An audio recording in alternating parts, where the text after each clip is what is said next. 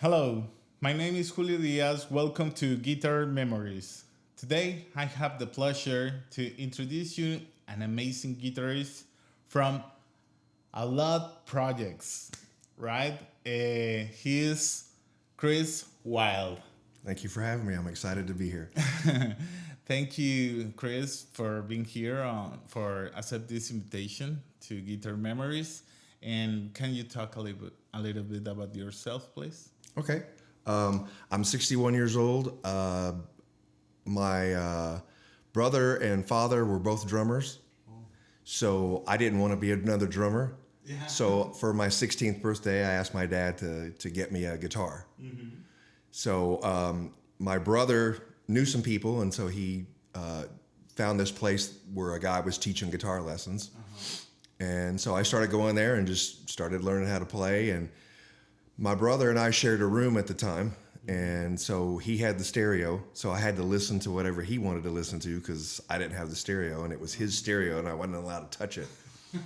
So he was listening to, I was listening to Kiss. You know, Kiss was big at that time, and he was listening to Led Zeppelin and Rush. Yeah. And so I didn't really like it at first, but over time of listening to it, especially the Rush music, I really started to like it. And thought, well, it's not that hard as far as, it's not Yngwie Malmsteen or anybody like that. And so I just started going to my guitar teacher once I got to a point that I could actually play and said, hey, can you show me how to play this? And he would tab it out because that was back before the internet and before YouTube and all that other kind of stuff. So he had to listen to it and figure it out and write it out on paper for me to go home during the week and learn how to play it and come back the next week and show him that I could play it, and then he would show me other stuff. And so I really got into Rush a lot there in the very beginning. So I have to say he's probably been my biggest influence overall. He introduced me to classical guitar because he has some classical guitar pieces that he plays, which would come into play a little bit later down the road. But I just really got into Rush and just got to the point where I could play it along with the record and make it sound the way that he makes it sound. I would buy equipment that he had and, make it sound like the way and I figured, if I can play it in my bedroom and make it sound just like the record, then eventually I'll be ready to go find a band and start playing in a band and maybe playing this music or other music. Yeah. And so my brother and I, we made a couple of attempts to do a brother thing, kind of like Van Halen. But he got married, and so that was probably, the end of that for him. But I continued, I kept going. And so I want to say in 1984, I was just out of high school when Bark at the Moon was released by Ozzy. And when I heard Jake play that song and play that solo, I was hooked. I was like, wow, that is really incredible. So a friend of mine, another guitar player, had said, well, if you like that, you need to go back and listen to the first two Ozzy albums, Blizzard of Ozz and Diary of a Madman. So I immediately ran out and bought those, and I was totally blown away by that. I couldn't believe how cool that music was. And so, I started growing the hair long, because that was the big thing back then, is the guys to have long hair. And so I just started learning how to play like Randy and learning those parts and going to my guitar instructor and saying, hey, show me how to play this. And he's like, this is getting harder, for him to figure it out. But I had, I grew up in a really great time when it comes to guitar players. You had, Eddie Van Halen, Randy Rhoads, Jakey Lee, George Lynch.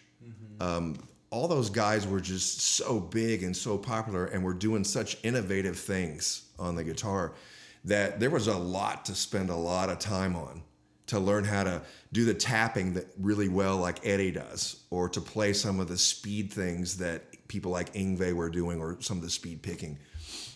And so I spent many hours in my bedroom by myself with a guitar playing things over and over and over and over to try to get the speed or the technique down so that I could play it like that. Because I think most guitar players think, if I can play that as well as they play it, then I think my friends will think I'm a good guitar player. And so that's literally what I did. I didn't go out on dates with girls in high school. I was at home because I wanted to be a rock star. I wanted to be the next Eddie Van Halen or, Randy or Jake or whoever. And so I just spent years by myself playing that stuff. I eventually went out on dates, and stuff like that. But in the beginning, that's where you're really focusing on learning how to play and being smooth and fluid and learning how guitar players do certain things. It takes time to master those things.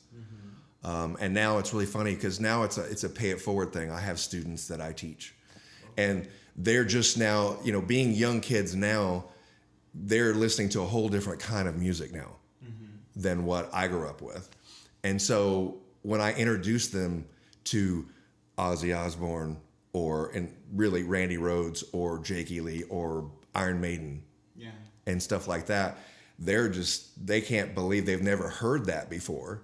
And they fall in love with it all over again. And so it's a way for me to continue on people liking that kind of music because, young kids just don't listen. They're not even exposed to it unless their parents are. And I can say all of my current students right now, none of the parents are musical. Not one of them. The kids saw somebody else playing a guitar and said, "Hey, Mom, Dad, I want to learn how to play guitar," and then found me through friends or people that recommended me, from seeing me play live. And so it's been a fun pay it forward kind of thing to teach new kids how to play like Randy did.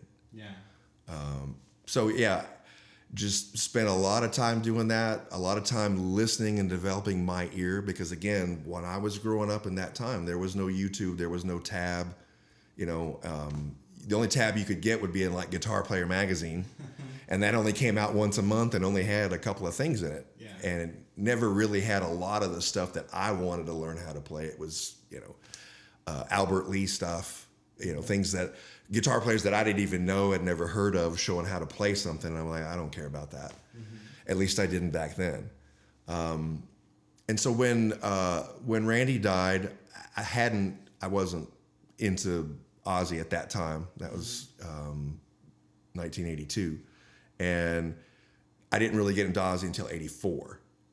And so then listening to his stuff, and then Jake only lasted for 2 albums, unfortunately. And so when Zach came in, that was a kind of a pivotal moment for me to watch that guy play the stuff that Randy did and the stuff that Jake did in his own style. And Jake did that too, by the way.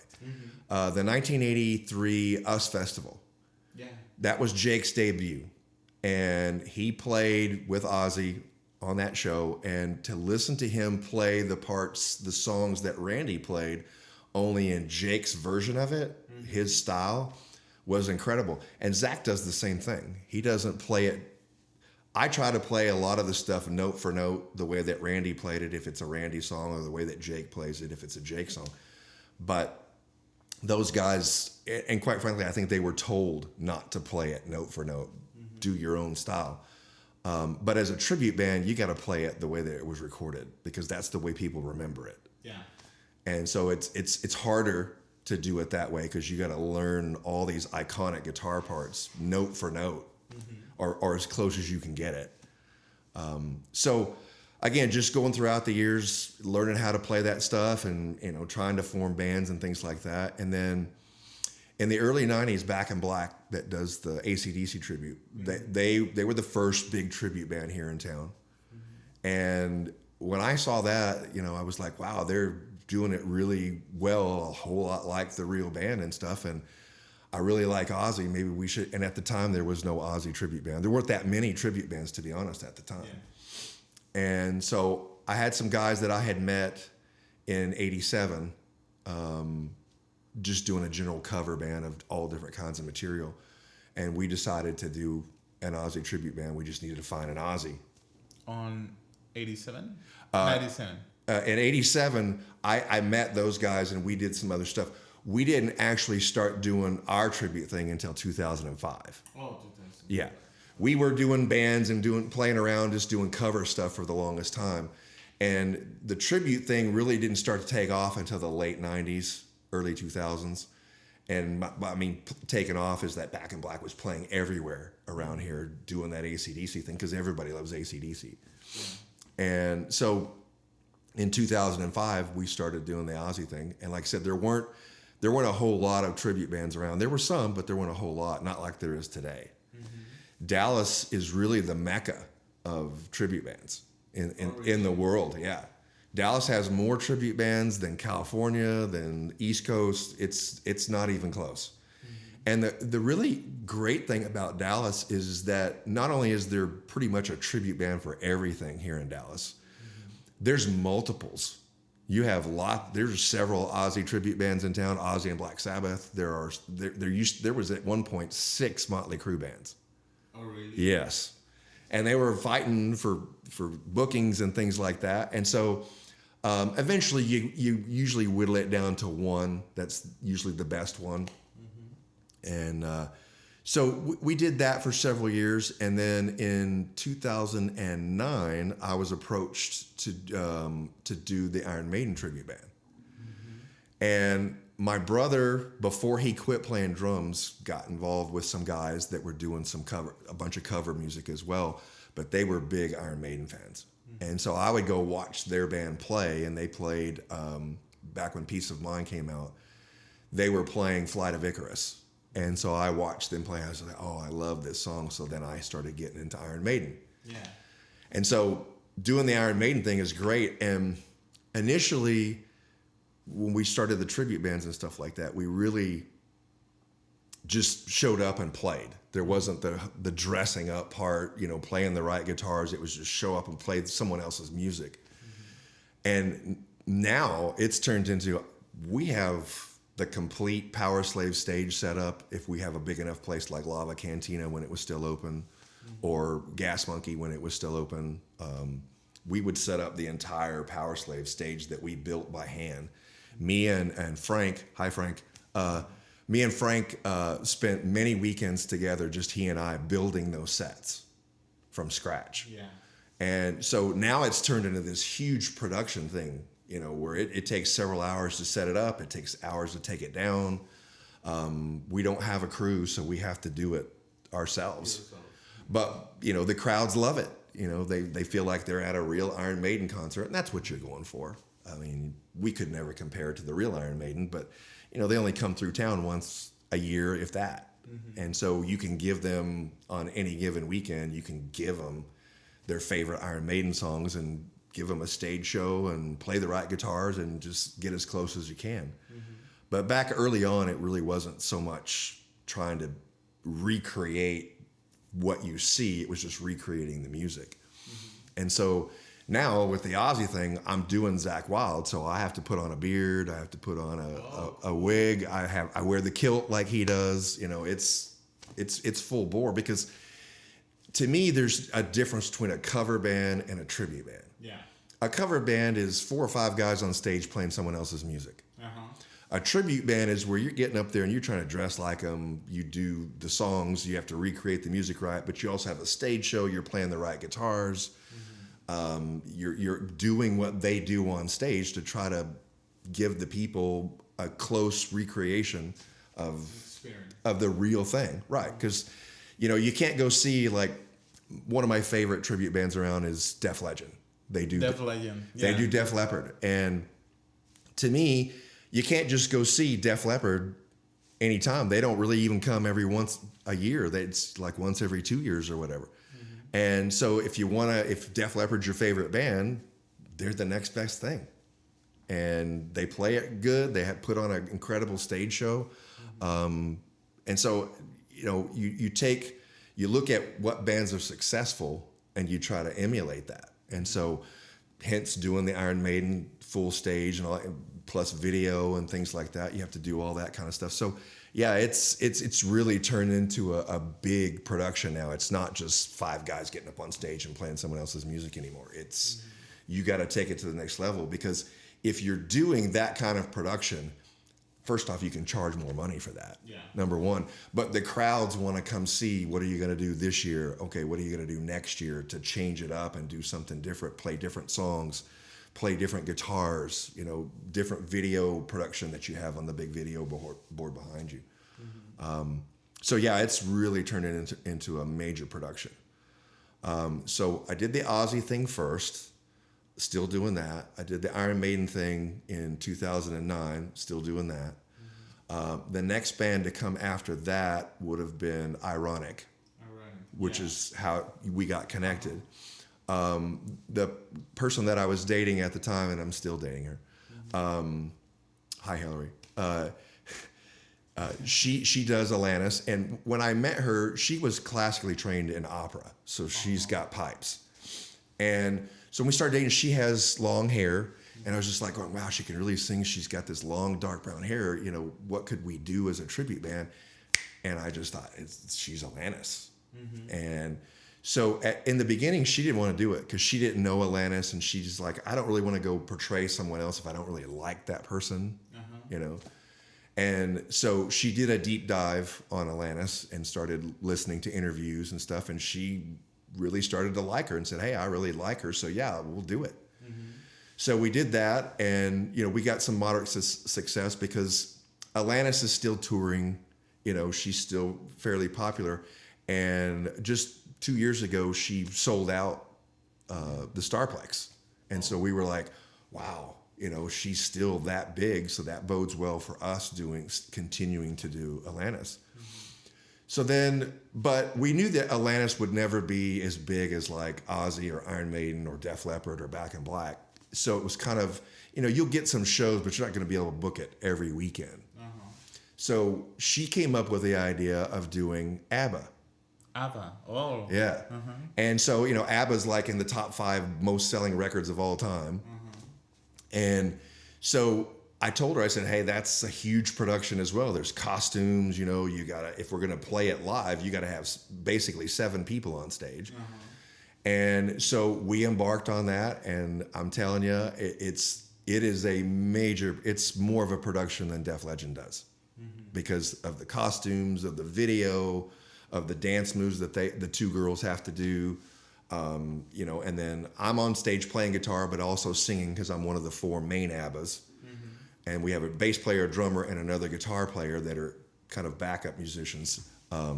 But I don't think of them as backup musicians. They are so integral to what we're doing.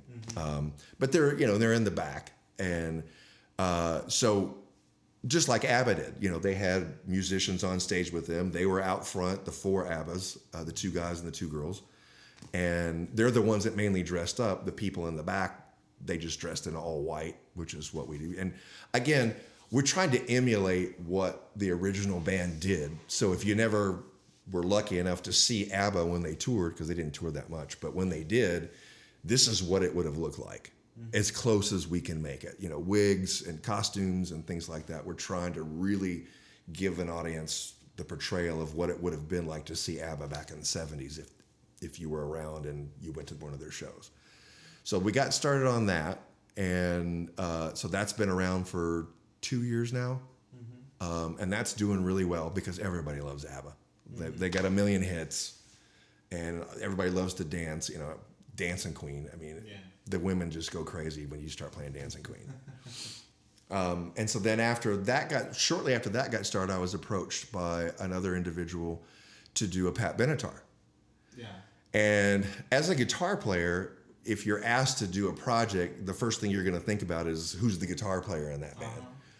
And, I didn't really know who Neil Giraldo was. I knew he was with Pat Benatar. He's been married to her forever, and I always thought that he was a good guitar player, but I didn't really know how good he was. So when I was approached to do this, hi, Ashley. Hi. I had to do a deep dive on that to see, is this something that I want to do? And in all honesty, one of the first things that I saw was an interview with Zach Wylde talking about his top 5 most underrated guitar players. And number 4, funny enough, is Neil Giraldo. Wow. And so if Zach Wylde himself thinks that Neil Giraldo's that good, then I need to go do a deep dive. So I did, and I love playing Pat Benatar. It's not because of Pat Benatar, it's mostly because Neil Giraldo is such a cool guitar player. He's not a shredder, but he can. Just the way that he writes the guitar parts is just so amazing and different. And I think that's why he's so widely recognized as such a great guitar player. And about 6 months ago, I didn't even realize this, he was slated to produce Ozzy's album, The Ultimate Sin. And I had no idea that. I saw an interview with him and Pat Benatar, and he was saying that he was slated to be the producer for that album. And things just didn't work out, and he ended up not doing it, but he was slated to do that. And so I thought, well, that's really cool that there's that connection between Pat Benatar and Ozzy. Yeah. But I fell in love with his guitar playing. I love it. It's so much fun. I don't really have to dress up. I'm not wearing a beard or a wig or anything like that. So that part's really fun as well, to not have to dress up, but still put on a character for the audience and play the right guitars and do the things that he does on stage, which isn't too crazy. He's just interacting with Pat for most of the show. So that's the 5 tribute bands that I'm currently in. It's been really amazing to figure out schedules of booking between those 5 bands, but even more harder is the rehearsal schedule. Yeah. Trying to fit in rehearsals right before shows when you have, let's say, Friday nights Pat Benatar and Saturday nights Ozzy. If you're trying to fit in rehearsal, now you're doing, in some cases, last year I was doing 2 rehearsals in one day. Oh. And well, the shows are 2 hours, 2 hours and a half, but the just 2 hours. The rehearsals took 6 hours, I guess. No, we try to limit it to 3. 3? Oh, yeah, okay. we try to limit the rehearsals to 3 because there's sometimes we have to stop and work on something to make sure that something gets ironed out. But so yeah, there were times last year a lot where I was going to Pat Benatar rehearsal or Heartbreaker rehearsal because it was just getting started. So in the beginning, you have to put in a lot of rehearsal in the beginning to get it down, and then once you get it down, you don't have to rehearse as much. But I was really doing the ABBA thing fairly new, and the Heartbreaker was new. And so there were Sundays where I would go to Heartbreaker rehearsal, and then that evening go into Super Trouper rehearsal, or vice versa. And that can wear on you because it's a lot. It's a lot of hauling equipment. You got to remember. You're like athletic. You're really athletic and really versatile. Yeah. Yeah, I have a lot of questions for you. Okay, yeah, fire away. Well, back to the beginning, okay? Okay, you listen your brother's stereo, and you're into the Kiss, Rush, and Led Zeppelin, right? You saw your brother and your father playing drums, but maybe the videos or maybe the sound, you said, okay, I want to do this. Do you remember that guitar your father gave it to you? I do, as a matter of fact. I wanted to play guitar mostly because I wanted to be different from my brother and dad. They played drums and they were both really good, but I just wanted to be different. I didn't want to do the same thing that they were doing. So for my 16th birthday, he took me to the Melody Shop. It doesn't exist anymore. It was a place called the Melody Shop in Prestonwood Shopping Center. And he bought me, it was a Les Paul, it was cheap. It was a Hondo 2, Les Paul copy, and a little PV backstage amp, little 110, speaker inside of it. And so, yeah, I know most guitar players out there probably don't have the first guitar that they ever bought. Some of them do. But we all wish that we could get that guitar back because that's the guitar you learned how to play on. Yeah. And I often wonder, where is that guitar now? Did it get thrown away and shredded or trashed or whatever, or is it still sitting on somebody's rack of guitars in a closet somewhere? I would love to know where that's at, and I would love to have it because, of course, it's sentimental. Yeah, a lot of people said, "Oh, I wish to keep my first guitar." Well, I have my very first guitar. Oh, I never you're lucky. sell this guitar because I have a lot of memories about this piece of wood and strings, and but I look this guitar and I learn over here all kind of genres, but it's an amazing. And when you guys said, my bad mistake, it's sell that guitar and trade this guitar in. That's what I did, is I traded it. Oh, you traded? Well, when you was learning with your teacher, you have some exercise, right? And because you ask your teacher, "Hey, I want to learn this piece," yeah, but he took the time to write all the tabs, and your exercise was press the stereo and try to play like this, because right now we have the easy way to, hey, it's slow. Hey, get it slow and okay, what it's doing, and listen more. Do you think that that's the reason the right now the guitarists are really technical or something like that? Yes and no. I think, during the 80s, especially the late 80s and the early 90s, we've got a lot of the people that were really technically super proficient at playing. The Paul Gilberts, the Yngwie Malmsteens, Vinnie Moore, Eric Johnson. These guys were just so fast and so precise in their playing, especially in their picking. And one of the things that I try to teach my students now is the right hand is almost more important than the left hand, because if you can't pick the string at the right moment that these fingers are coming down, it's not going to sound right. So you got to make sure that your picking is just as technically, an expert as your left fingers are as well. So yeah, I think guitar progressed to the point where you had so many of these technical guitar players that are just doing lots of sweeps, and things like that. And the younger generation just thought, hey, that's what you needed to learn if you wanted to be a good guitar player in that time frame. And so instead of learning how to play the way that Randy did in the 80s, they're learning how to play the way that Paul Gilbert did in the 90s.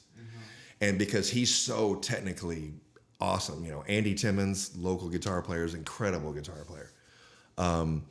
Those guys, to be able to do what those guys do, you have to be way up here in your level of expertise of knowing the scales and implementing and improvising those scales over music. So I think the new generation that's learning is learning that level of technical expertise rather than learning the way that Randy and Tony Iommi from Black Sabbath, how they did it, or Jimmy Page.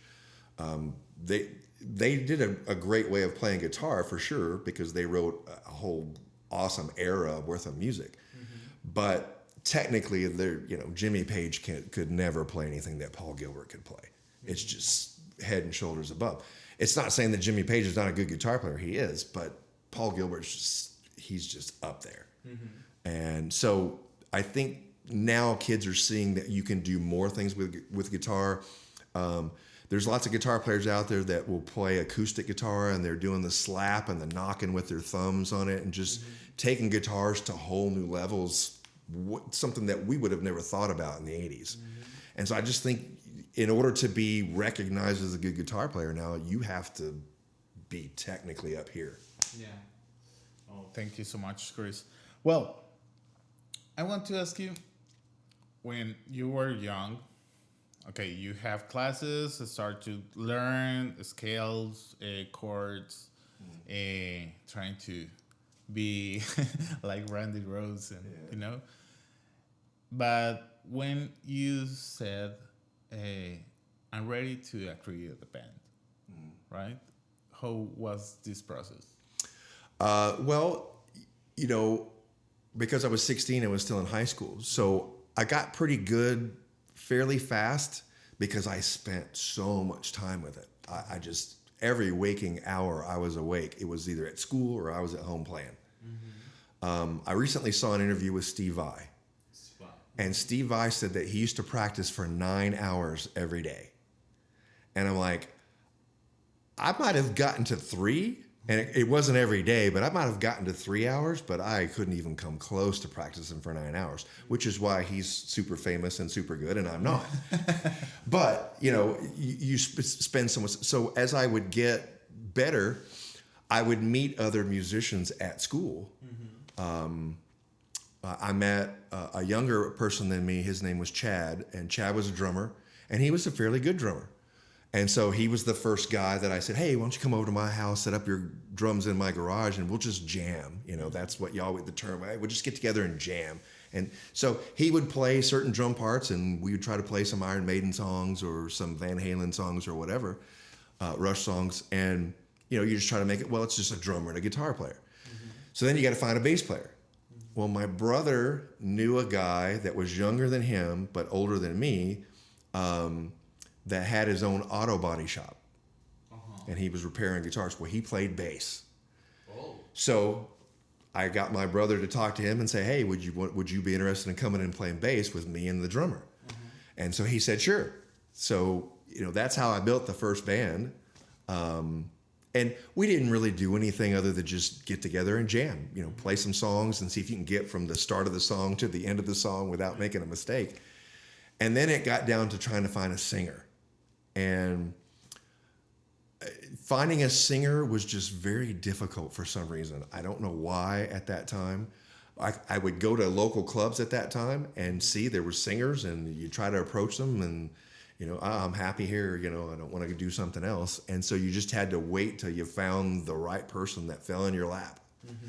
But you really had to put in your time as a band first to get tight so that if the singer came out to audition, he would be impressed enough to want to stay and give it a shot or join or whatever.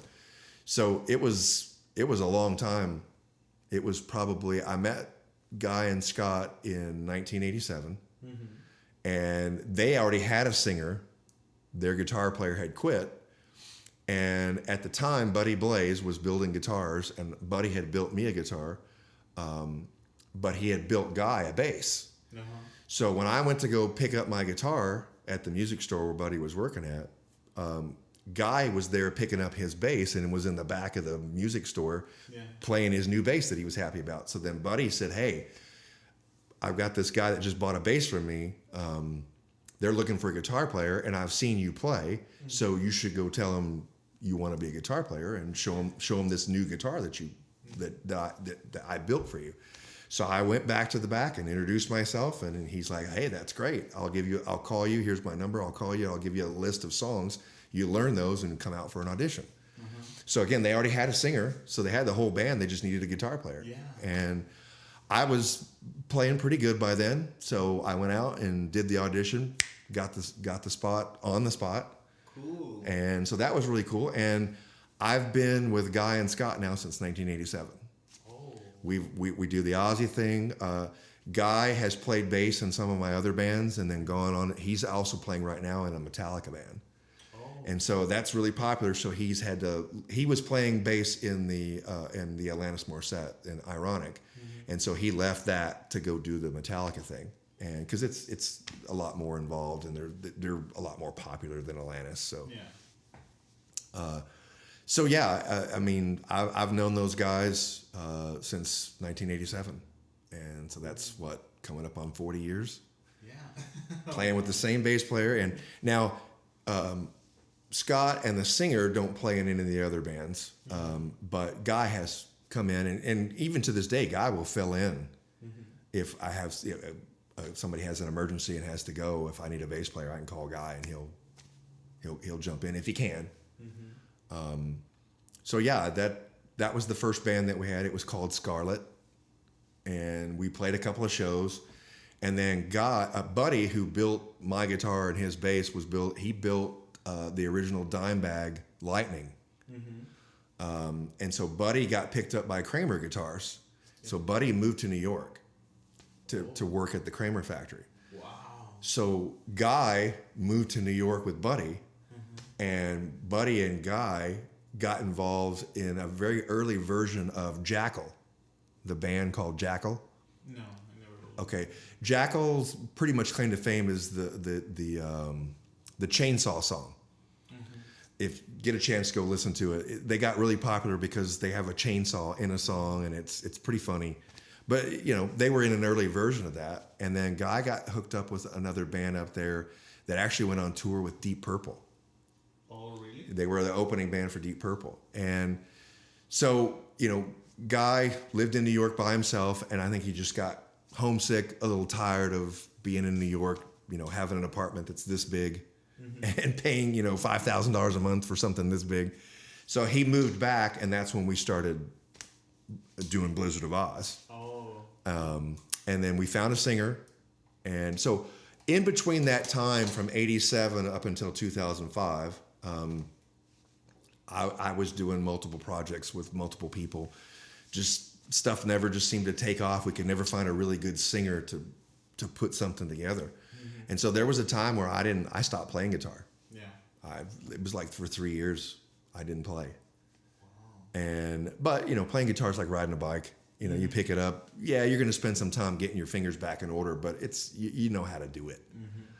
Yeah. So then when the Ozzy thing came in 2005,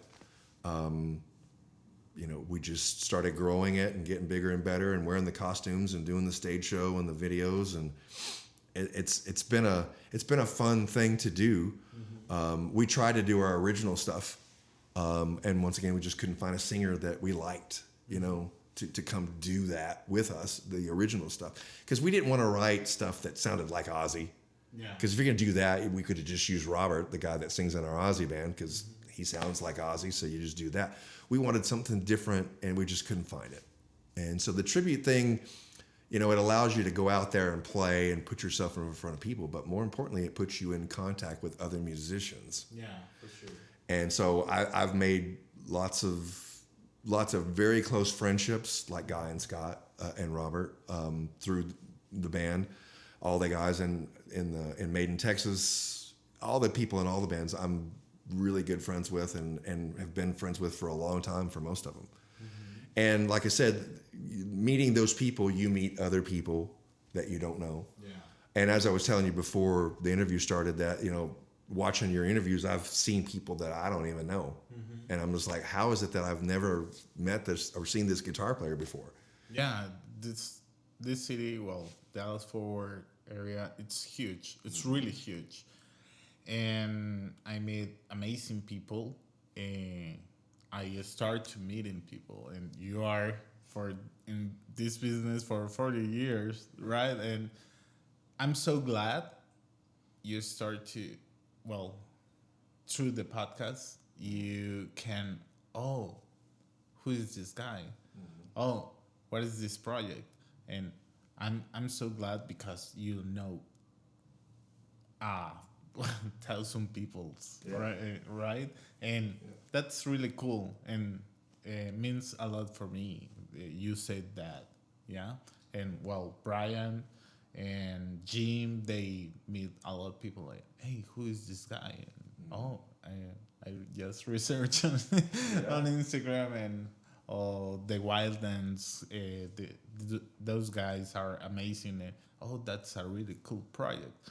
Yeah, but some people start to believe in this project because it's brand new, but start to create more connections and okay, I can look this podcast to meet more bands or producers or guitarists for new projects, or for create new concerts for different kind, because this project is not just about metal, it's not just about jazz or blues, or no, it's all the aspect for the guitar, right? You can play guitar on metal, rock, but you can play jazz, salsa, merengue. Classical. Yeah, I interview a Colombian guy like me, and he has a project called Color Nativo.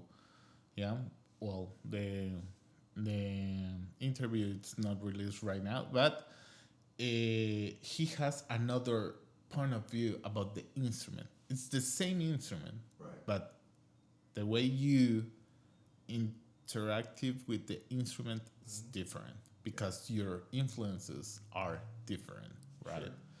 And maybe the subscribers can, what kind of music is that, and open your mind for what is happening outside, what another music you can discover through the podcast. Yeah, right? that's true.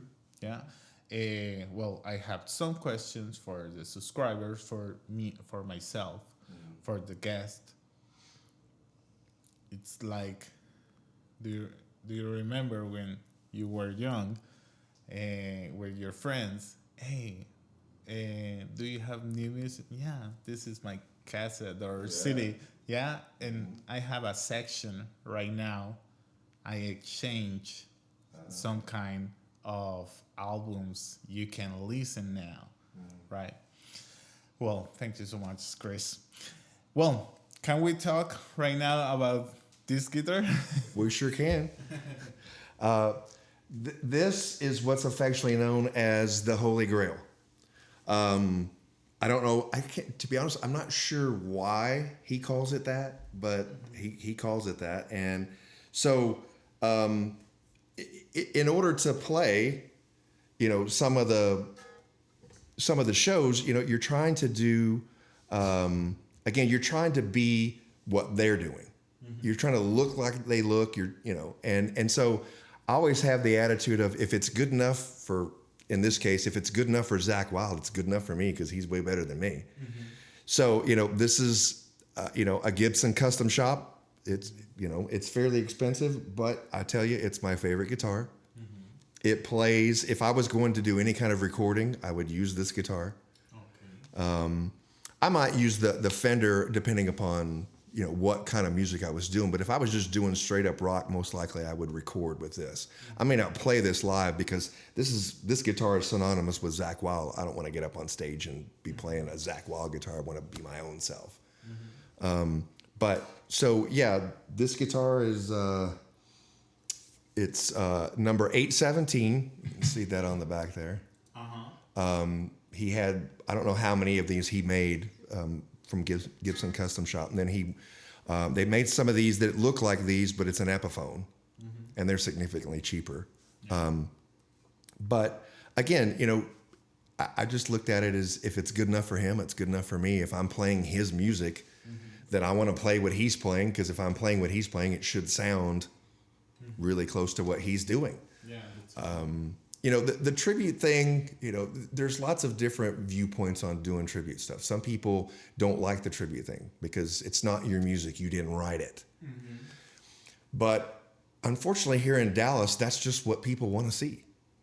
if you're an original artist and you try to get booked here in Dallas, it's very hard to get booked, and it's even harder to get people to come see your stuff unless you write something that's really super amazing. Mm-hmm. But you can get tons of people to show up to a Back in Black show or a Def Legend show. Why? Because they want to hear the music they grew up with. Mm-hmm. Journey, band, Infinite Journey. Going to see those. Everybody wants to sit there and sing along with those Journey songs. Mm-hmm. And that's why they can put 1,000 people going to see that. You can barely get 10 people to show up to an original band. And usually if you do get 10 people, it's all family and friends. Mm-hmm. It's not just strangers that you don't know. But so the tribute thing is tough because some people don't like it and don't want to support it. But for me, I want to get out and play, mm-hmm. And if I want to do something original, I can go do that and still have plenty of time to go play to 10 people or wherever you're playing at, but you're not going to get paid unless you're drawing people. You're not going to get paid, and it's fun to play in front of people. Mm-hmm. Getting paid is a bonus for sure, but to me, if you're a pure guitar player, you just want to get out and play. Mm-hmm. It doesn't matter what you're doing. If you're playing someone else's or your own, you're getting out there and playing. So for those people that don't like the tribute bands, I'm saying, look, don't hate me for doing a tribute band. Hate the audience that shows up. Yeah. Because they're the ones that are coming and paying money to see us play. Mm-hmm. They want to hear that music for some reason, and I think it's because that's what they grew up with, and they want to be reminded of their youth. Yeah. I really think that's how that works out. So if I can book an Ozzy show, a Blizzard of Ozz show, and 500 people show up and think that we do it really well, I'm doing my job. Mm-hmm. I'm doing what I'm getting paid for, to draw people to come listening to Ozzy's music, whether it's Ozzy or Black Sabbath or whatever. Yeah. And so doing it the way that they're doing it, I just feel like it's the difference between a tribute band and a cover band. Tribute band is trying to do it just like they did it. Mm-hmm. And that's what we try to do, because I think it's a lot harder to sell a cover band versus a tribute band, because the booking agents look at a tribute band, a true tribute band, and go, wow, these guys are trying really hard to recreate the original. Yeah. Versus a cover band is just 5 guys on stage wearing jeans and a t-shirt, mm-hmm. playing whatever they want to play. Yes, they're really good at recreating the music, but you're not selling a show. Yeah. You're selling the music. Well, the original artist already sells the music. Mm-hmm. You just can't hear it live. And so if you're doing a tribute band, then you're really trying to show the people, hey, we're trying to do it right. They know we're not. They know I'm not Zakk Wylde. Mm-hmm. But if I look enough like Zakk Wylde, people come and say, hey, man, Zakk Wylde would be proud of what you're doing. Yeah. And I also tried to look at it from the perspective of, what would I do if I was doing a Blizzard of Ozz show and Zakk Wylde walked in? Would I want him to be impressed, or would I want him to go, oh, that's terrible? Uh-huh. No, I would want him to be impressed. Yeah. Someone once asked me, hey, if Zakk Wylde ever showed up at one of your shows, would you let him on stage? And I was like, of course I would. He probably wouldn't, but if he wanted to, I'd be like, hey, be my guest. You're way better than me. I'm a weekend warrior kind of guy. But yeah, just doing the tribute stuff to try to do it as much like they do it. Mm-hmm. And we've been successful. We play all over, and we do really well. And that makes you happy, guys. Right? Yeah. It's what we grew up with too. That's why we love it. You don't pick a tribute band that you hate. Yeah. You pick a band that you love their music. Mm-hmm. And, somebody tried to get me to do a Yes tribute band. Mm-hmm. And I wasn't really fond of the Yes music, but I was like, well, it's really technical. It's really progressive. So Steve Howe is an incredible guitar player. Yeah. So, if you can learn some of his techniques, that's just going to make me a better guitar player if I can play some of the things because he's playing some really complicated things. And unfortunately, that band didn't work out, but I did learn quite a bit from learning some of the songs that we were working on. But that unfortunately, that was going to be a situation where just 5 guys on stage playing someone else's music, and I don't really want to do that. Mm-hmm. To me, I want to do a tribute band. I don't want to do a cover band. Mm-hmm. And not that the guys in Yes ever really dressed up or did anything crazy, but I really wanted it to be authentic. Mm-hmm. And I think that's the biggest word that I like to try to use when it comes to tribute band stuff, is to be authentic, to be like the person you're doing, dressing up like Zach Wylde, playing the right guitars. You know, I usually any Blizzard of Ozz show, I'm playing at least 4 different guitars in a show, all the same kind of guitars that he plays. And you don't pick maybe a Parker guitar. Right. Play right. It's not sense about that. For for Iron Maiden, I play that because that's what Dave Murray. I do the Dave Murray role in Iron Maiden, so I'm playing a Dave Murray type guitar. You know, it looks just like the one that he's playing. I play several guitars like Neil Giraldo plays. I have the very special Starburst guitar that Bjorn plays in ABBA. It's a crazy looking guitar, but that's what he played, and so I actually built that guitar. Yeah, wow. Because you can buy them, but they're very expensive, and they're usually from an international company or stuff like that, and there's a lot of red tape going on. So I just had it built and worked on it myself. And so yeah, just trying to be authentic is the best way to describe that. So, but this guitar, I mean, as you can tell from up here where you see the wear and tear on it, you know, Zach, he plays with those big leather cuffs on. And so what happens is those big leather cuffs have been rubbing right there over time, and it's just been wearing down the paint and stuff like that. But the guitar itself, it sounds great. I love playing it, and you know, one of the biggest things that I learned from doing the Ozzy stuff, and one of the hardest things to teach is, and there's several different terms for it. You'll hear people call them pinch harmonics, or I've heard it called split harmonics before. But Randy did it quite a bit. Jake did it quite a bit, but Zach's the one that really made it famous.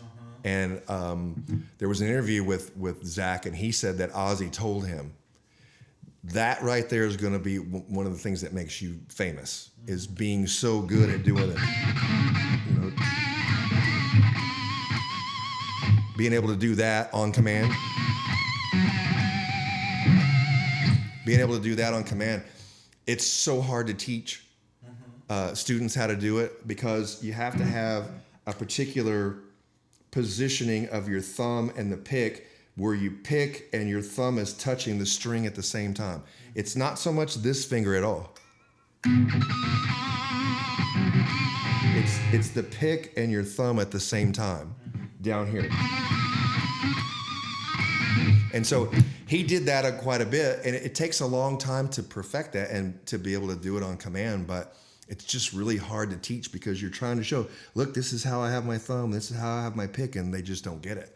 So they just have to do it and keep doing it till they get it. And that can take a long time. But that was one of the biggest things that I learned from him is that pinch harmonic use that he does all over the place. And he's doing it multiple times in pretty much every song he ever did with Ozzy. And even when he's doing his own stuff like Zach Sabbath or Black Label Society, that's just what he's known for.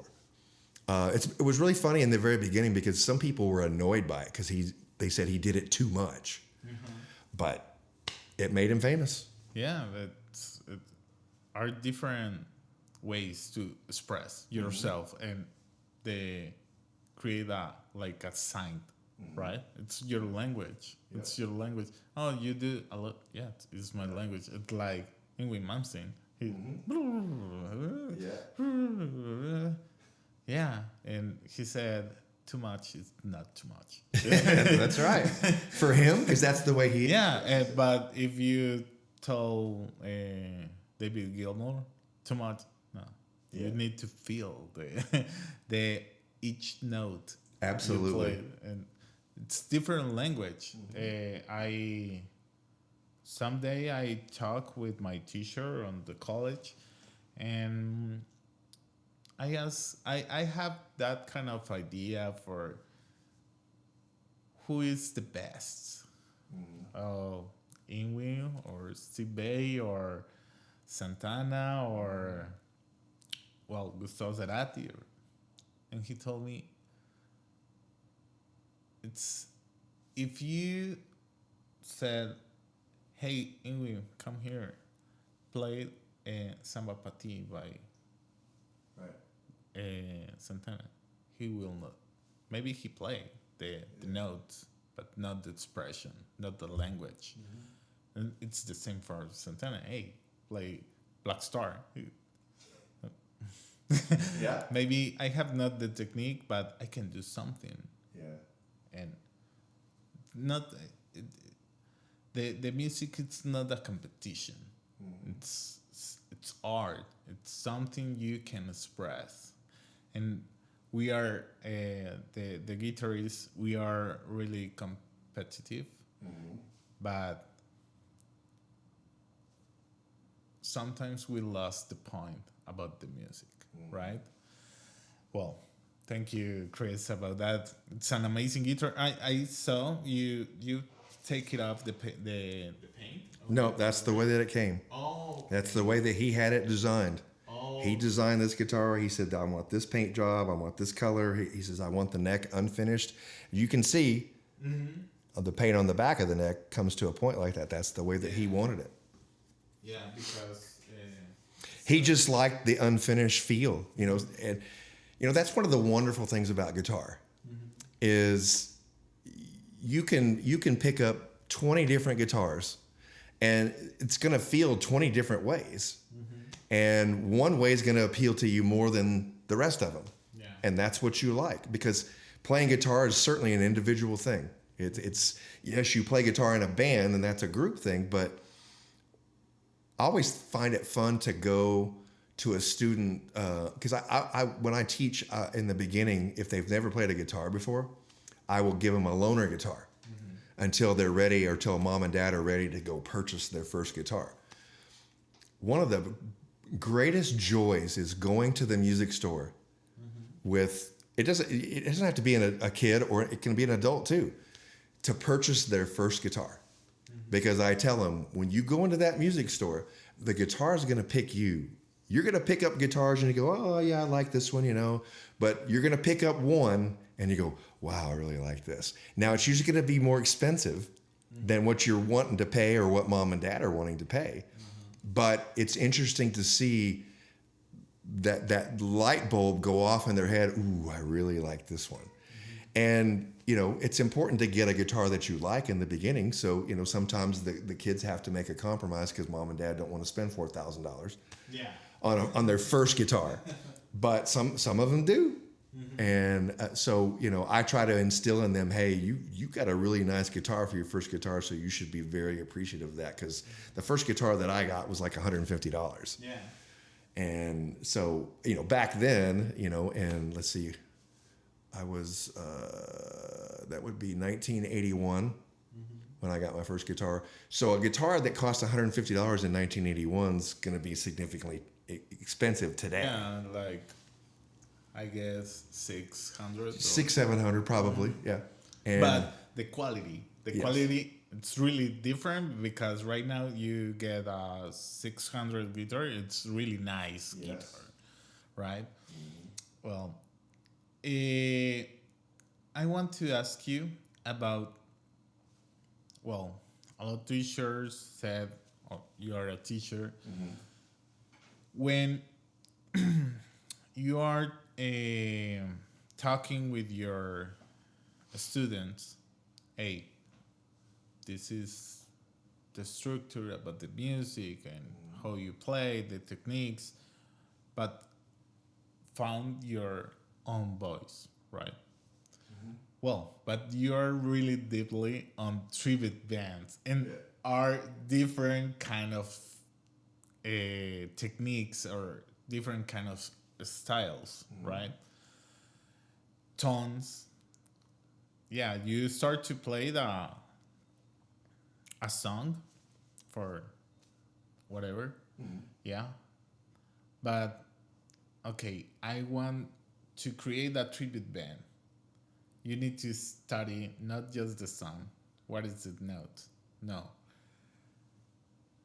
Where is the position on the neck? The tone. What kind of equipment? How you did all of that? Well, that comes from lots of years of experience and seeing other people playing. There's One of the funny things about the Iron Maiden band that I'm in is me and the other guitar player in that band have two. Yeah, there's two. I do the Dave Murray part. He does the Adrian Smith part. But we have two completely different guitars and rigs, but our tones are very similar. Oh, really? Yes. So, but over time, and when I'm teaching, I said, teaching guitar isn't just about showing you how to play.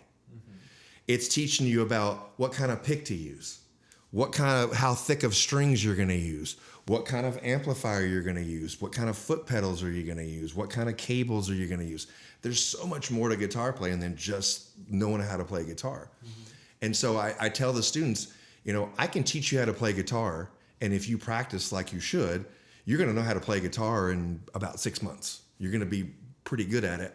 And it's really kind of my job as an instructor to put myself out of a job. If I teach you how to play guitar to the point where you don't need me to teach you how to play guitar anymore, then I've done my job, right? Yeah. It's not good business for me because I constantly have turnover, right? But what ends up happening is those people don't leave because they know how to play guitar now, because they're always going to run across something that they don't understand how it works. And they're going to have to come to me and say, hey, how does he do that? So then if I already know, obviously I show them. But it's much more than that. It's more about teaching them how to pick the right amplifier. You can put different speakers in a cabinet and get a different tone because you've got different speakers or different heads. Make different things. Now is the big time where everybody's using fractals, or Kempers or things like that, which are modeling things. It's just a computer that models it. You're not having to carry around a big 412 cabinet and head and all that kind of stuff. It's just a little box. And while I don't personally use those, they're getting better at being able to recreate some of the tones. But I still want to feel that music behind me. So I'm old school. Yes. And so, plus I also say, when Zach Wylde starts using a fractal, I'll consider it. Until then, not doing it. And then there's even one more step further to that, and that is, if you think about in the past, when you go on stage, if you're standing in the audience, on stage, there's a drum kit that has no volume level to it. If you don't have a guitar cabinet on stage, the people that are standing in front, how are they going to hear your guitar? Because it's not coming. All the speakers, the mains are going over their head, right? So how is someone down front on the front row going to hear your guitar sound? The only thing they're going to get is the slap back on the back of the auditorium from the mains going out and coming back. That's not going to sound good because there's a slight delay there. Yeah. So if you have amplifiers on stage, the people in front are going to be hearing the live sound plus the mix, right? And so now venues are getting better about putting some spot things on stage for the people up front so they can hear the mix, because most bass players aren't using bass amps on stage anymore. A lot of guitar players aren't using guitar amps on stage anymore. They're using fractals or Kempers, and there's no sound coming off the stage. Yeah. It's only coming out the mains. Because they use a lot in-ears. In-ears, correct. That's how they hear it. And so if you're using in-ears, the people in front can't hear guitar or bass because there's nothing producing sound on stage to hit them. It has to go out the mains and come back. And it's slightly delayed there. Even though the drums are being mic'd and going out the mains, you can still hear those drums because it's an acoustic instrument, right? Yeah. So that's another reason why I don't like using fractals or things. They sound perfectly fine. The guys in Def Legend, they all use fractals, and it sounds great. I just want to feel that. I'm just old school. I want to feel it. And you're like, oh, well, if you use a fractal, you don't have to carry around the big 412 cabinet and the big heavy amplifier. And I'm like, well, now you just tell me you're lazy. To me, that's part of my workout is moving that stuff. It's just a half stack. It's not like I'm moving 6 stacks on stage like Zach has. So yeah, choosing stuff. I tell my students, hey, if you're a full-time student of mine, which is every week, on a pretty regular basis. Whatever you want to buy, I will go to the music store with you and your parents, or if they're an adult, I will go to the music store and I will help you pick what you want, because I have more experience, you don't. But I'm gonna make sure that you understand and you are knowledgeable about that pedal or that amplifier or whatever when you purchase it, that you know how that works. Now, I can't be at your house and dial in your amplifier. Yeah. You have to learn that on your own, and you have to do that. It's like guitar, though. I can show you how to play things, but I can't play it for you. Yeah. You have to go home and get good enough to play it for yourself. And I think that's one of the biggest motivating factors for a young guitar player, not necessarily age-wise, but someone who's not very good yet, who's just starting out, is once you can play your first Metallica song, you realize, hey, I'm good enough. I can play the music just like they do. And that's that motivating factor that keeps pushing you forward to get better and practice more. Because if you don't practice, especially in the beginning, it's going to take you forever to get good at playing a guitar. And it doesn't matter what kind of acoustic guitar. It doesn't matter. You've got to put in the time. There's no magic pill. There's no video. There's no secret that I can whisper in your ear that's going to instantly make you a good guitar player. It is 100% about putting in the time. And that's the biggest thing, is that, putting in all that time, you get a lot of people that quit because they just don't want to put in the time. Yeah. They think, oh, I can practice guitar for like 6 months and I'm going to be awesome. No, you're not. You'll be able to play, Mary Had a Little Lamb, or, an easy Metallica song or something like that, but you're never going to be able to play Crazy Train. Yeah. You're never going to be able to play that, because those guys were expert level. I use the phrase a lot. The Japanese say that to master something takes 10,000 hours. So I always tell my students, how long have you been playing? And they'll be like, oh, I've been playing for 6 months. And so in 6 months, how many hours do you think that you've done? They start to add it up in their head. They're, I think I've only played like 100 hours. And I'm like, 100 hours compared to 10,000? You got a long way to go to master something. And so I've certainly put in 10,000 hours since I've been playing since I was 16 years old. That's coming up on almost 50 years of playing.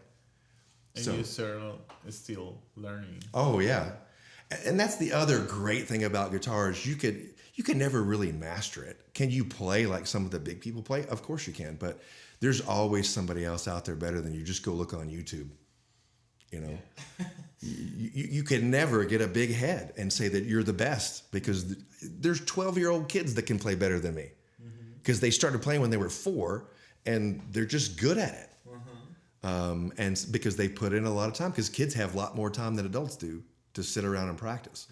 Steve Vai said when he was 16, I'm playing 9 hours a day. I couldn't play. I don't even think I'd want to play for 9 hours a day, but he did. And so that's amazing. So helping them learn how to play guitar is the first step, but then you teach them what kind of guitars to buy, what not to buy. And then you graduate into buying bigger amplifiers. You start out with something small like that, just to practice with and get good at. And then you graduate, you trade it in, or you go buy something else. And eventually you get up to the big stuff. Now, some of these kids today, I don't know if they'll ever get to the half stack, because the fractals are just that good. And they're not that expensive either. I play through a diesel VH4 head. That amplifier is like $5,000. You can get a good fractal for $2,800 now.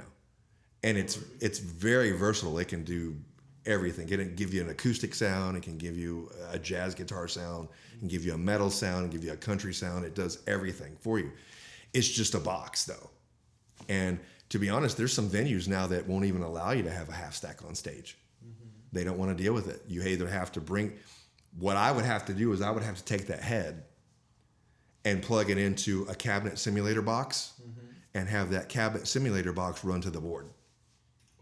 Because I don't have a fractal. Fractal just plugs directly into the board and goes through the ears. I would have to use ears, which I do in the ABBA thing. I use ears, but I would have to run my amplifier to the board and hear it in the ears, because they don't want that big cabinet on stage blaring out all that music. Some venues do that. They won't allow it.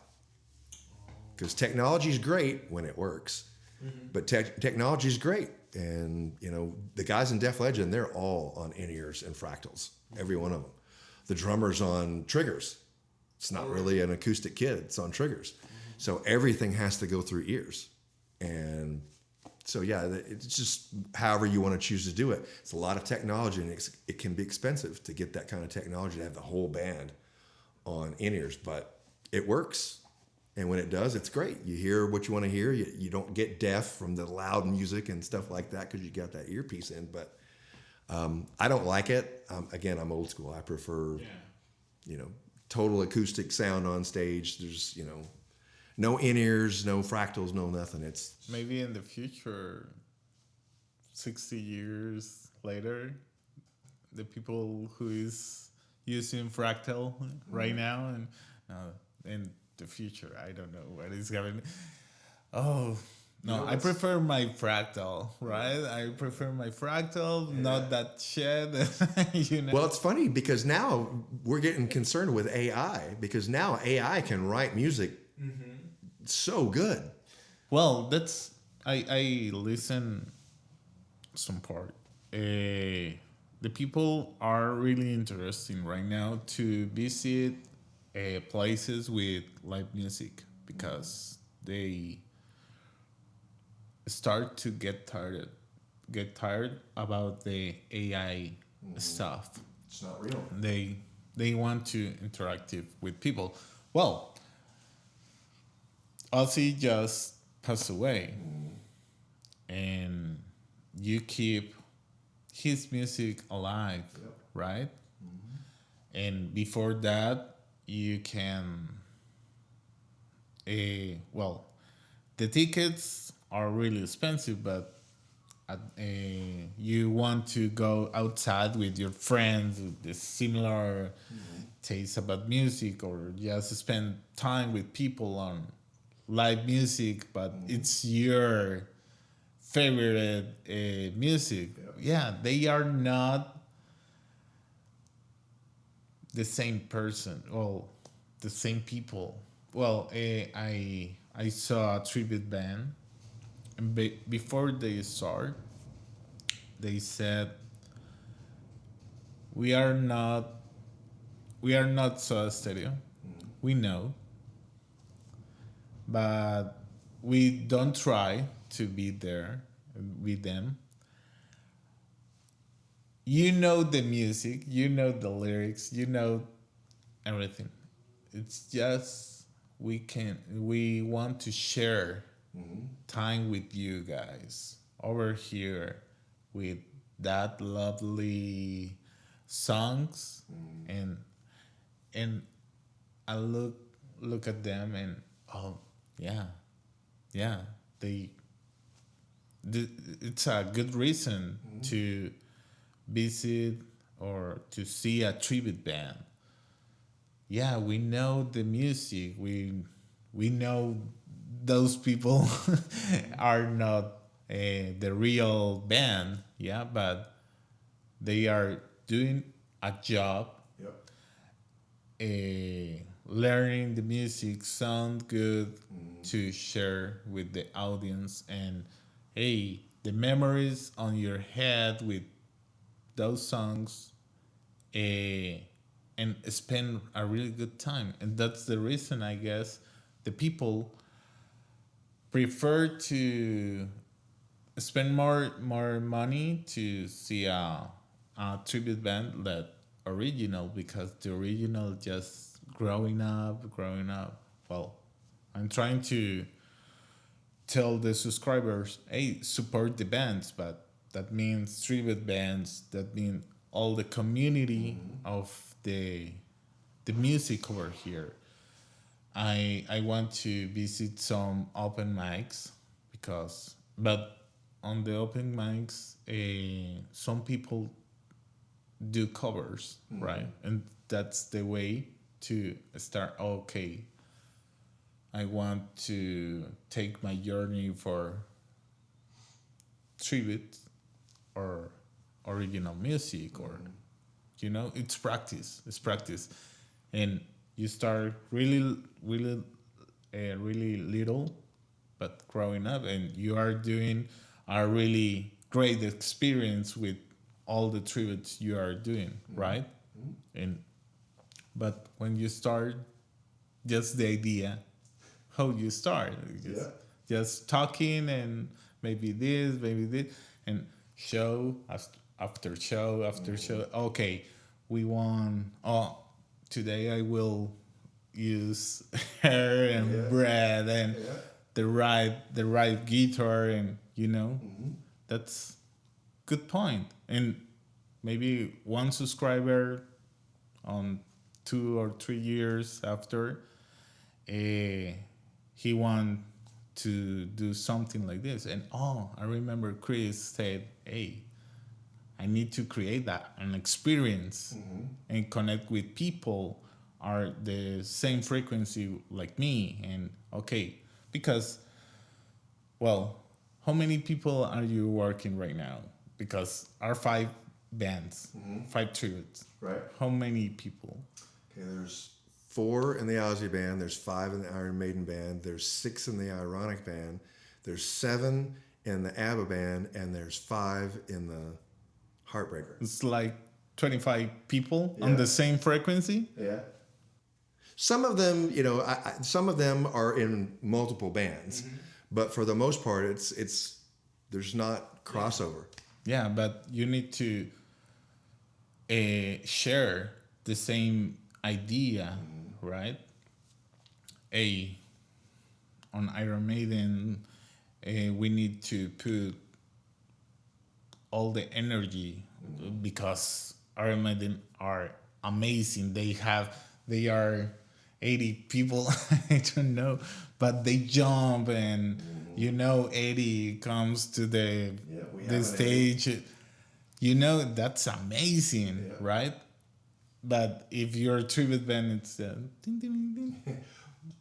A funny story, Frank, who helped me build the Iron Maiden set, the Maiden Texxas set, Frank's more popular than we are because he's the one that does Eddie. So he goes full bore he's got like 6 different costumes to come out as Eddie. And the audience love him. He's more popular than we are. They're loving the music, but they're watching him do what he's doing. And he loves it. He thinks it's the greatest. He's not a musician, but he thinks it's so great to be out there and have people want to come take pictures with him and stuff. And I'm like, I told him literally before he started doing Eddie, I told him, I said, you are going to be more popular than any of us in the band. Cool. And I'm happy with that because that's what everybody's waiting for Eddie to come out, when you go see the real Iron Maiden. So you need to have that. If you're going to be doing a tribute band to Iron Maiden, you got to have an Eddie. And you can't just have a guy come out there, with one mask because that's not what Eddie does.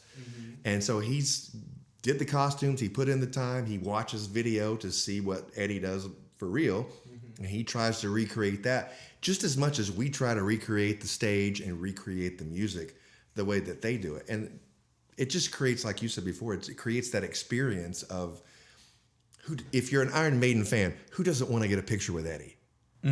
Everybody wants a picture with Eddie. For sure. Yeah. And so you got to do it.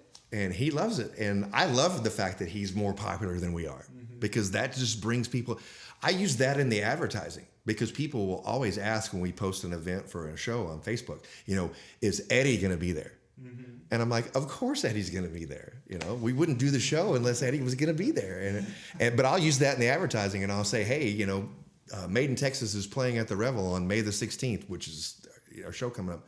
And on May the 16th, that's a Saturday, and come get your picture taken with Eddie because Eddie will be there. And it just makes people excited to go, I want to go up there and get a picture with Eddie. Cool. Me too. Yeah, no, come on. So yeah, teaching students about playing guitar isn't just about playing the actual instrument. There's so much more to it. The Ozzy show that I just did, not this past Saturday, but the Saturday before, I had 4 students there. Oh, cool. And 3 students they're 15 years old. And one of those students has seen me play multiple times. So it wasn't a new thing for them, but 2 of those students had never seen me play before. And it was just really funny to sit there and watch them. I'm on stage, you're one of the students, and they're just like, they've never seen anything like that before. they've seen videos of the real bands playing and stuff like that, but hey, this is the guy that's teaching me how to play guitar. Wow, you know. And I wanted them to come because I wanted them to experience the whole part of live, because part of live performance is you're going to make mistakes. Mm-hmm. We're human beings. Even the big guys that do this for a living, like Iron Maiden or Ozzy, I can show you video after video of people making mistakes. Because they're human. It's live music. You're going to make mistakes. No one ever plays a perfect show, ever. You can get close, but I promise you, you did something, whether the audience noticed it or not, you did something that you go, oh, I messed up that chord. They just don't hear it because they weren't paying attention. They're looking over here or whatever. So live music, you make mistakes. Now, there are some people out there that do the whole tracks, where the only thing that's actually being played on stage is the vocals. Yeah. The tracks, the music's pre-recorded, and they're pumping that music, that pre-recorded track, to the audience. The audience doesn't know it. They don't know any better because they're not musicians. And so they think they're getting a live performance when in reality they're not. And I will never do that. But there are some bands out there that it's 100% tracks. The only thing live and hot on stage is a microphone. Cool. They're fake playing guitar, they're fake playing bass, they're fake playing keys, and fake playing drums. You know, they're hitting it, but it's not making a whole lot of noise. And as long as they're hitting it with the track, you don't really notice it. Yeah, I would never do that. That's not being a musician. That's being like Milli Vanilli, you know. Yeah. Pantomime. Well, if you are a really huge band and, well, on a spot for, I guess that happens when on 80s and 90s when the bands come to interviews and, hey, play something, but you can do that kind of noise. And back in the old days when you played on TV, you were never playing live. You were playing to a track. You were fake playing. But that, you know, you don't want to be hauling all that equipment and setting up all that sound and all the mic cables and snakes and all this other kind of stuff just for one song. You're not going to do that. So yeah, you're fake playing, and that's acceptable because you're only going to play one song. But if you're having people pay $50 to come see you play live, I got a problem with that. That's not what I want. Everything on all 5 of my bands, everything on stage is live. We do, for the ABBA thing, there is some extra tracks in there because it's not financially right to hire three backup singers. Because you can't make enough money, especially if you're taking it on the road. You got to pay for hotels and food and stuff. You can't do that for 3 backup singers. So there are some backup vocal tracks that are in there, but there's not everything on stage is live and being played live. Cool. And I feel like if people are paying money to come see me play, then I need to be playing for real. Even if I make a mistake, I need to be playing for real. Yeah, but because that's what they're paying for. They haven't to them. They are playing the same song for 30 years and keep doing some mistakes, and they.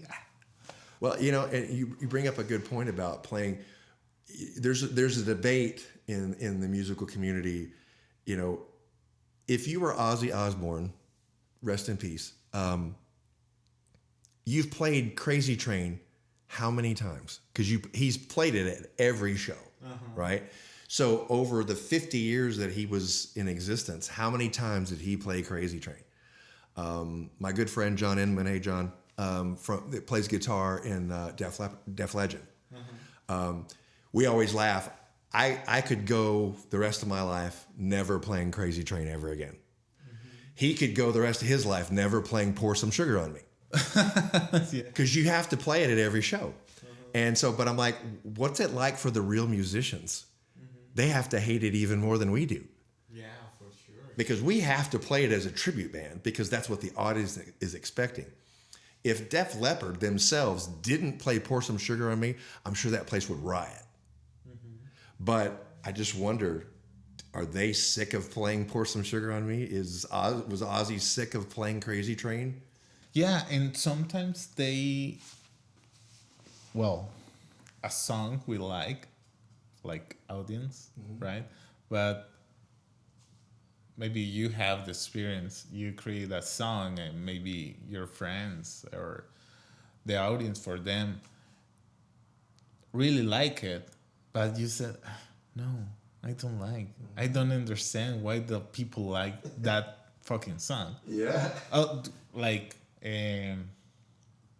Creep by Radiohead. Yeah. The guitarist hated that song. That oh no, it's a ballad, and he tried to sabotage the and and that's a really huge song and characteristic part of the song. And he stopped to play Creep because they hated the song, but the people love it, right? And well, if you create a Radiohead tribute, you love that song, but they no, I don't understand. Well, and speaking of, when we're just talking about guitar, a lot of guitar players, Randy, Jake, Zach, George Lynch, don't really ever play the song the same way every night. It's always something different, and people always ask, why do they do that? And I said, because they're bored. They don't want to play it note for note like it was recorded on the record. Some of those musicians will even tell you, hey, if you want to hear it the way it was on the record, then go listen to the record. I'm here, it's live. Live's going to be different, whether it's because you made a mistake or because I'm bored and want to do something different. Eddie Van Halen never played any solo the same way twice. He always played it. He would play for the iconic parts the way that it was supposed to be played, but he would take liberties all over the place. And I think most of the great guitar players do that because they're bored. And I can't blame them. If you played Crazy Train the same way for 50 years, you would be bored with that. As a tribute guy, I have to play it that way because, like I said, that's the way the audience remembers it. But as the guy that actually wrote it, I don't think would play Randy, and they never played anything the same way twice. Eddie never played anything the same way twice.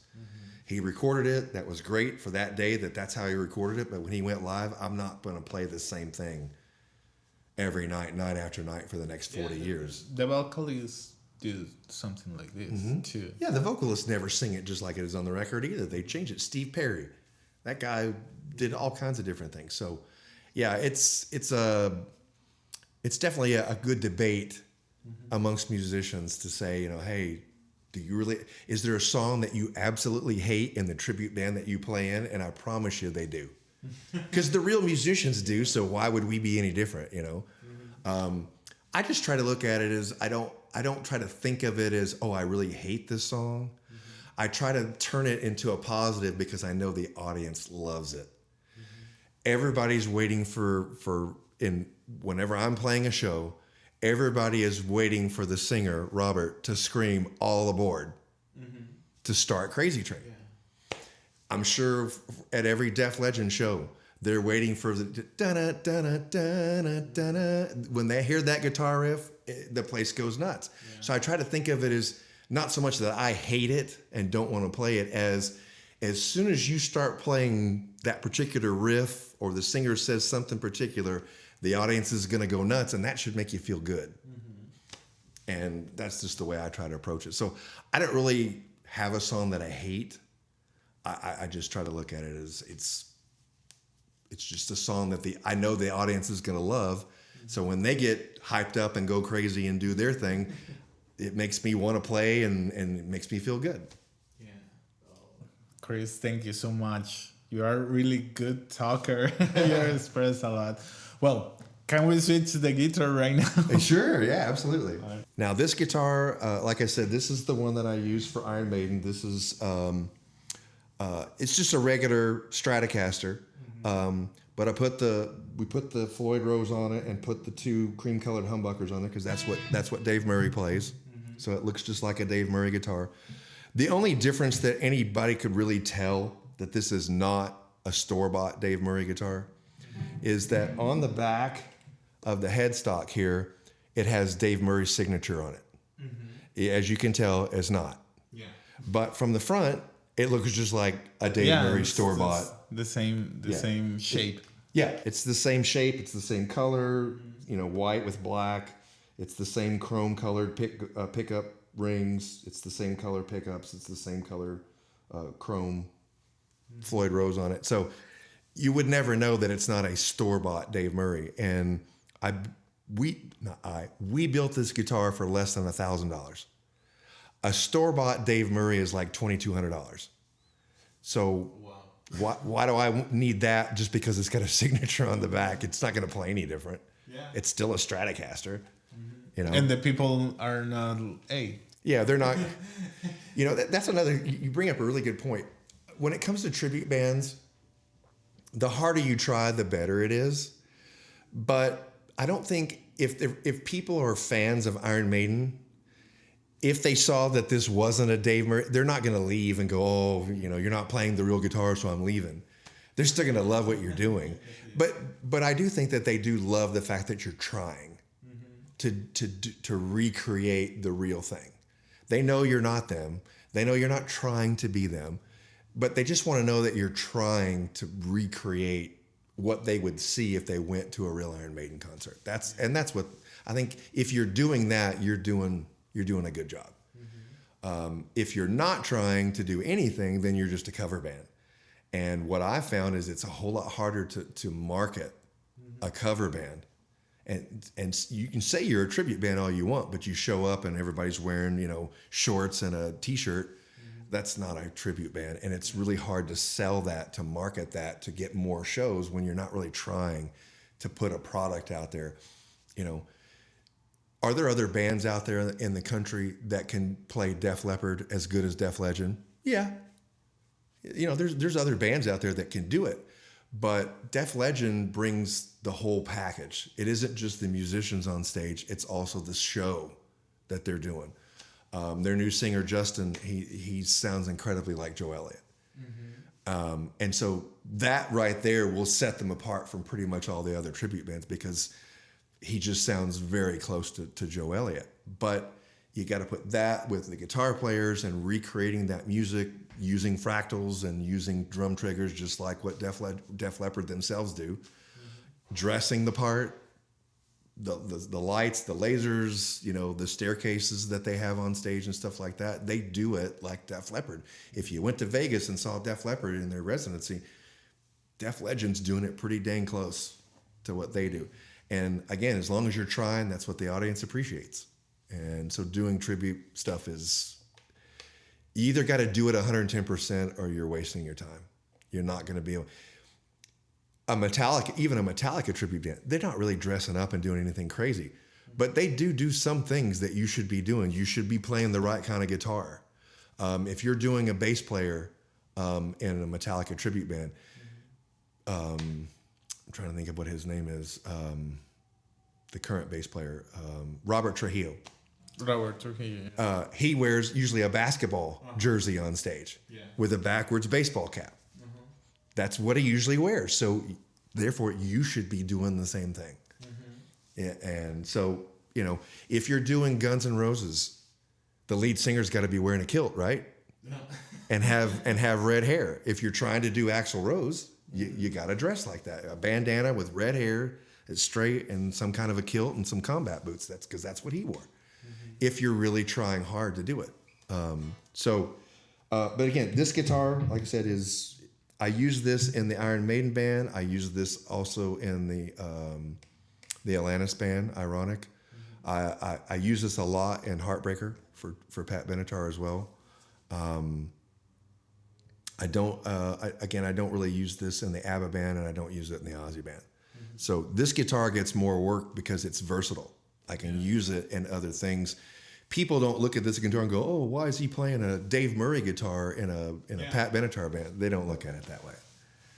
Because it's not too iconic, like Murray or Randy with the polka dot flying V. You know, that's iconic to Randy. I would never use that guitar in any other band because to be like, why are you playing a Randy Rhoads guitar in a Pat Benatar band? Yeah, you're not going to do that. Or maybe you can do it, but the people are not thinking about that. Right? Yeah, I wouldn't though.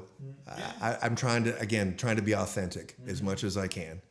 I just bought a black 12 string. It's like you have a tribute band, right?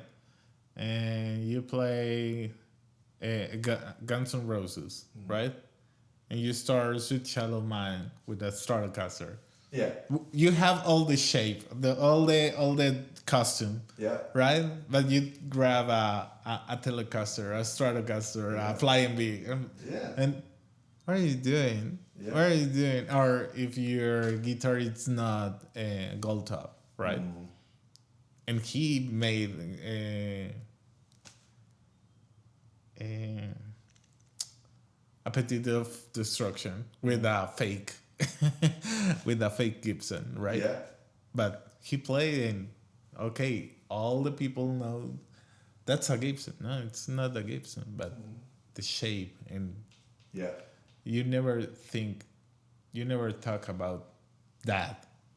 It's a fake Gibson, and I will get no. All the people try to get a Gibson because Slash Yeah. played a Gibson. Well, right now it's a signature, right? But yeah, it tried to be coherente. Authentic. No,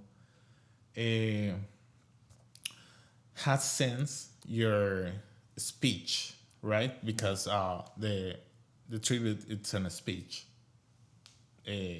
for another people, for another band. Yeah, try to get this speech for this new moment and for different people, right? Right. I agree. Yeah. Well, when Buckethead played with Guns N' Roses, he played Sweet Child of Mine, but he's not trying to be a Slash, right? He played with his white Les Paul and he played like this, really robotic, right?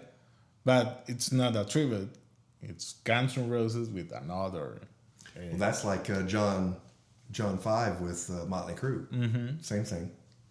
He's not gonna try to be Mick Mars. He's gonna be himself playing in Motley Crue. Yeah.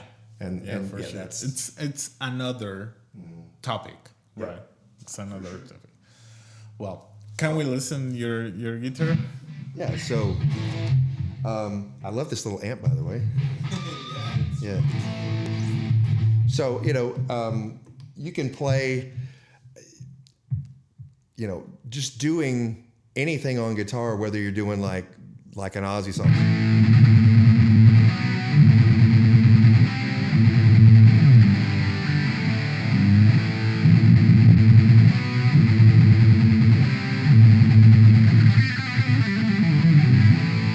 Stuff like that.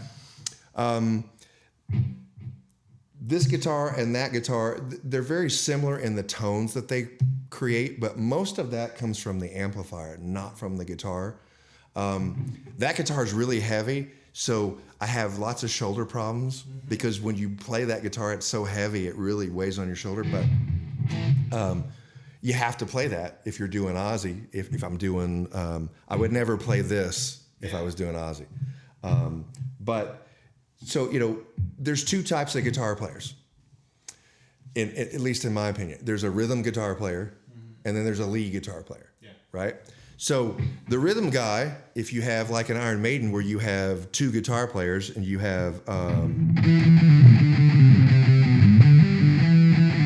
we're both playing that same riff until it goes to the harmony where it's,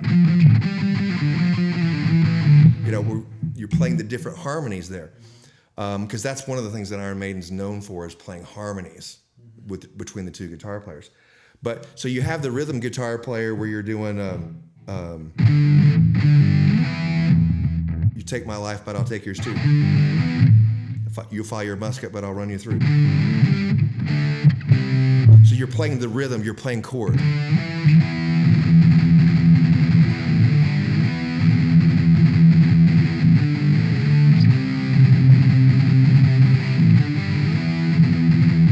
That's the rhythm part. Then when you get to the lead, and something you said before about teaching, there's a certain kind of song structure for almost all the songs in the world. There's an intro, there's a verse, there's a chorus, there's a bridge, and then you repeat it again. There's a verse, chorus, bridge, interlude, whatever you want to call it. Then there's a solo section. If it's guitar bass, there's usually a guitar solo in there somewhere. And then it goes back to a bridge, maybe to another verse, and then to a chorus, and then it ends. Yeah. That's a general song structure for pretty much all the songs out there. Mm-hmm. It doesn't always follow that, but that's the general. So as the rhythm player, you're playing on all that, but there's a rhythm track that's going on behind the solo. Mm-hmm. As one guitar player in a band, you don't get to have that rhythm track going on behind you, so it just goes to the solo. So there's no rhythm going on behind where you were playing. You know, you're doing that. There's usually a rhythm track behind you. When you're in the studio, you can record that and then play over the top of it. But live, you don't get to do that. Yeah. So the two types of guitars is the rhythm player who's playing the chords, and then you have the lead. When it comes time for the lead, then you turn into the lead guitar player, playing that over that rhythm track. So you have to decide, what are you going to be? Are you going to be a rhythm player? Because you can just play rhythm.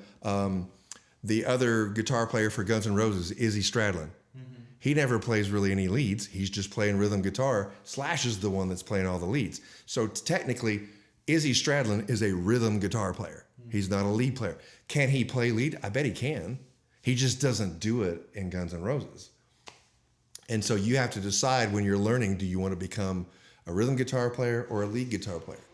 If you decide you're going to become a lead guitar player, you have a whole different mountain to climb, because you can learn how to play the chords, all the open chords. You can learn how to play all the bar chords, and now you can. Then you learn how to strum, and now you know how to be a rhythm guitar player. It doesn't take that long. Learning how to play leads, that's completely different, because now you have to learn all these different styles of lead guitar players, and then when you get to the lead, then it breaks down even further. Do you want to be a David Gilmour kind of lead guitar player, or do you want to be an Yngwie Malmsteen type of guitar player, or what I call a shredder? Yeah. If you want to be a shredder, now you have an even higher mountain to climb to get good at being a shredder, to be able to sweep pick. To me, in rock music, if somebody asks me who do you think is the best guitar player, Zakk Wylde himself said there's no such thing as the best guitar player. It's like if someone asks you what's your favorite, do you like pizza? What's your favorite pizza? Well, everybody likes pizza. Yeah. You like pepperoni versus cheese. Mm-hmm. It's still pizza. It's just got a different topping on it. And it's the same thing with guitar players. I would never say that Zakk Wylde's better than Jake E. Lee, or Jake E. Lee's better than Randy Rhoads. It's just a different version. They're all good. We love all three of them, or I do. It's just a different version. And some of them do things better than the other ones do. But to me, if you ask me who I thought was the best guitar player in rock music, I would say John Petrucci from Dream Theater. Mm-hmm. That guy does... It's really technical. He's awesome. But a lot of people said that.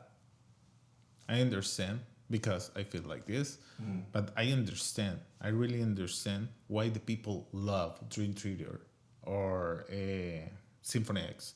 Mm-hmm. Those guys are amazing, but it's a lot of information. It's really,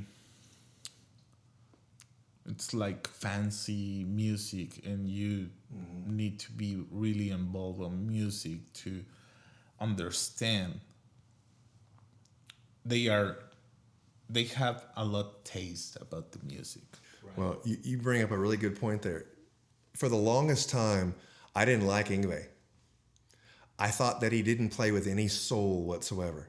Mm-hmm. I thought it was just purely how many of these sweeps and scales can I play in a really short period of time? Mm-hmm. And I just felt like there was no soul to that. Mm-hmm. And now I like Yngwie. Would I pay to go see his show? No, I wouldn't. I like him. I think he could play, but I will going to be to Sibai. Yeah, he will performance over here in Dallas on August, I guess. Okay, yeah. I've been to a concert. I've seen it, and I don't dislike what he's doing. It's just not my taste, you know. And so, but for the longest time, like I said, I thought he played with no soul. It was just nothing but playing scales. And now I can appreciate what he's doing inside that neoclassical style that he's doing. I appreciate it. And so I don't say that I hate him, you know, anymore. I like what he does, but to me, I can sit there and see John Petrucci in several songs, whether he wrote it or whether he just played on it. I feel certain things when he's playing that I just don't get from Yngwie. And that's just my own personal taste. It's not trying to turn people off from Yngwie, because he's amazing at what he does. He's, you know, one of the fastest guitar players out there. I just don't think that necessarily being the fastest means you're the best. Yeah, it's like you like some part of his product. Well, music is product too. Obra. Well, his art.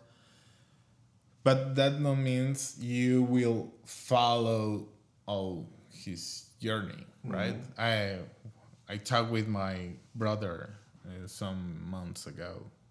He told me, "Hey, let's go to see My Chemical Romance." I enjoy their music. I think it's cool, but I will not spend money on. No, I don't. No. Wait, because it's not your taste. Yeah, it's. I enjoy it.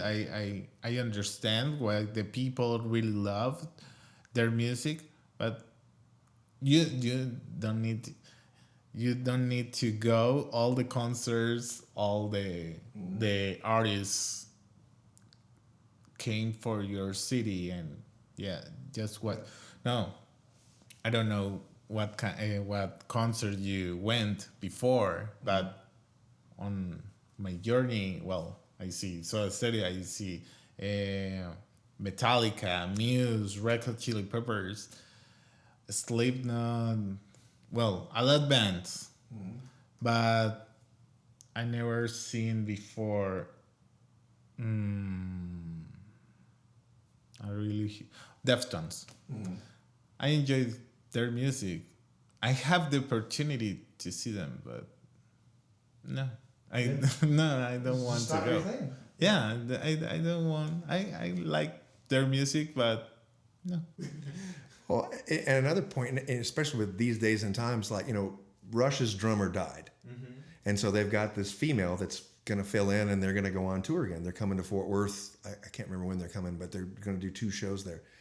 And because Rush was my very first influence, and Alex is still alive, I would love to go see him, but the ticket prices are ridiculous. I know that. Oh well, Paul McCartney and Ringo Starr, but the price, it's Elton John the last time he toured, but well, it's a part of music. Well, I will go in game to the World Cup. Oh yes, because it's an experience I want to live. Absolutely. Right, and that's the same with Metallica, with Soda Stereo, with different bands. Right, it's an experience when you really decide, when it's expensive, you decide to go to a concert really expensive.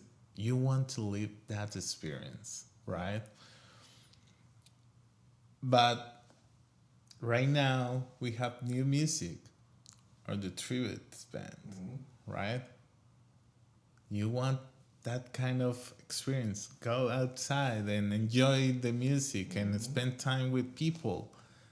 Because after the pandemic, we just want to be alone, lonely on their homes, or it's really, really tough. Well, thank you so much, Chris. I want to ask you, because you have a lot of information. You have different styles, and you are a teacher. What is your favorite album? My favorite album? Gosh, that's tough. I know everybody says that it's tough to pick one. I think from a guitar perspective, I would probably say "Diary of a Madman" by Ozzy. It was done, knowing now how fast that was recorded, in like 2 weeks. It's just amazing to me that what he wrote and how he played that in that really short period of time, I just think is amazing. And it's really sad to think that the world was robbed of more Randy Rhoads, because what he did on those first 2 albums, even what he was doing with Quiet Riot before Ozzy picked him up, was amazing. And he took a lot of stuff that he did in Quiet Riot and used it in Ozzy. But Blizzard of Ozz and Diary of a Madman, every song on those 2 albums is greatness from a guitar perspective. And I just wish we could have gotten to hear more. So when I listen to Diary of a Madman, I do listen to that and think, God, what else could he have done? Rudy Sarzo, the bass player, said that Randy was going to do one more album and then quit. He wanted to go back and be a teacher at his mom's music store. His dream was be a teacher. Yes. Yeah. And so he had students, when he was with Ozzy, he didn't get to teach them much, but he had students. And I'm like, oh, what it must have been to go take a lesson once every 6 months with Randy Rhoads. But unfortunately, that wasn't me. So yeah, Diary of a Madman. As far as to listen to, it's definitely going to be something by Rush. Probably Permanent Waves. Permanent Waves or Moving Pictures would be just to pure listen to, and not think of it from a guitar perspective, but just to listen to. Partly because to me it's such good music, but partly because it's a nostalgia thing for me. Listening to those 2 albums, Permanent Waves was the first album I ever bought with my own money, 1980. That was the first concert that I ever went to, was Rush when they were touring Permanent Waves. It was the first time I ever smelled pot, because they were passing it down the row at the concert. My brother was like, no, pass that on, But yeah, it was a lot of firsts for me. And so that also that was where I got my desire to play guitar. Going to see that live was just amazing, to hear that music being recreated basically note for note, because that's what they did. Was just amazing, because it was just a 3-piece, and so yeah, that was a lot of firsts for me. So I Permanent Waves has a special place in my heart, just to listen to. Thank you so much. Well, I'm going to ask you, but I think it's the same answer. What album do you recommend for guitarists? Oh no, I think that would be different. Oh really? Yeah, it wouldn't be the same. As far as for a guitar player to listen to, somebody that I didn't know or somebody that's just starting out, I would probably say Iron Maiden, Power Slave. Power Slave. Yes. That album is great from front to back, but it takes guitar a step further, because you get to understand not only what guitar playing is, and it's really not difficult to play their stuff, but also you get to hear the whole harmony guitar thing, where there's 2 guitars playing harmonies. That's not as easy as it seems, where you get 2 guitar players live playing harmonies, because when you think about that, you're not playing the exact same thing. You're playing a different position, because you're playing a 3rd or a 5th up, or a 3rd or a 5th down. And it's harmony notes, but you have to be in perfect time with that other guitar player. So as an example, I'm on the right side of the stage. If you're looking at the audience, I'm on the right side of the stage. The other guitar player's all the way over on the left side of the stage. So I'm getting a little bit of his mix in my monitor so I can hear. But it's really hard to focus on listening what's coming out of the monitor. You just have to play your part along with the beat of the drums and hope that he's playing his part to the beat of the drums and make sure that it sounds correct. Yeah. You do get a little bit of the mix in there, but you can't really rely on that much. Mm-hmm. You have to just know your part so well and play it with the beat and have them play it with the beat and know their part as well. Mm-hmm. So you get a little different perspective when there's two guitar players in there. Iron Maiden, Judas Priest, they do some of that guitar harmony stuff. Petrucci does it, but he does it with a pedal because he's the only guitar player in that band. But he does a lot of harmony stuff as well. And so harmony, to me, is a really cool part of guitar playing. Not just because it's difficult because you're having to match somebody else, but just how it hits your ear to hear those harmonies. It's the same when you hear a vocalist harmonizing, like a barbershop quartet. There's 4 different harmonies going on there. Yeah. And it sounds cool. It hits the human ear in just a different way. And so to me, a guitar player listening to guitar harmonies, it just hits your ear differently than if you're just hearing one guitar player play. So yeah, I would probably say listen to Power Slave because there's lots of really cool guitar harmonies on that album. Cool. Thank you so much.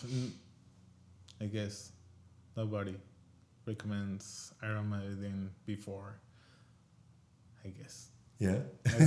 I'm not sure, but I guess. Yeah. Well, a lot of people recommend Metallica. Mm-hmm. They do some harmony stuff. Yeah. Well, and crazy albums.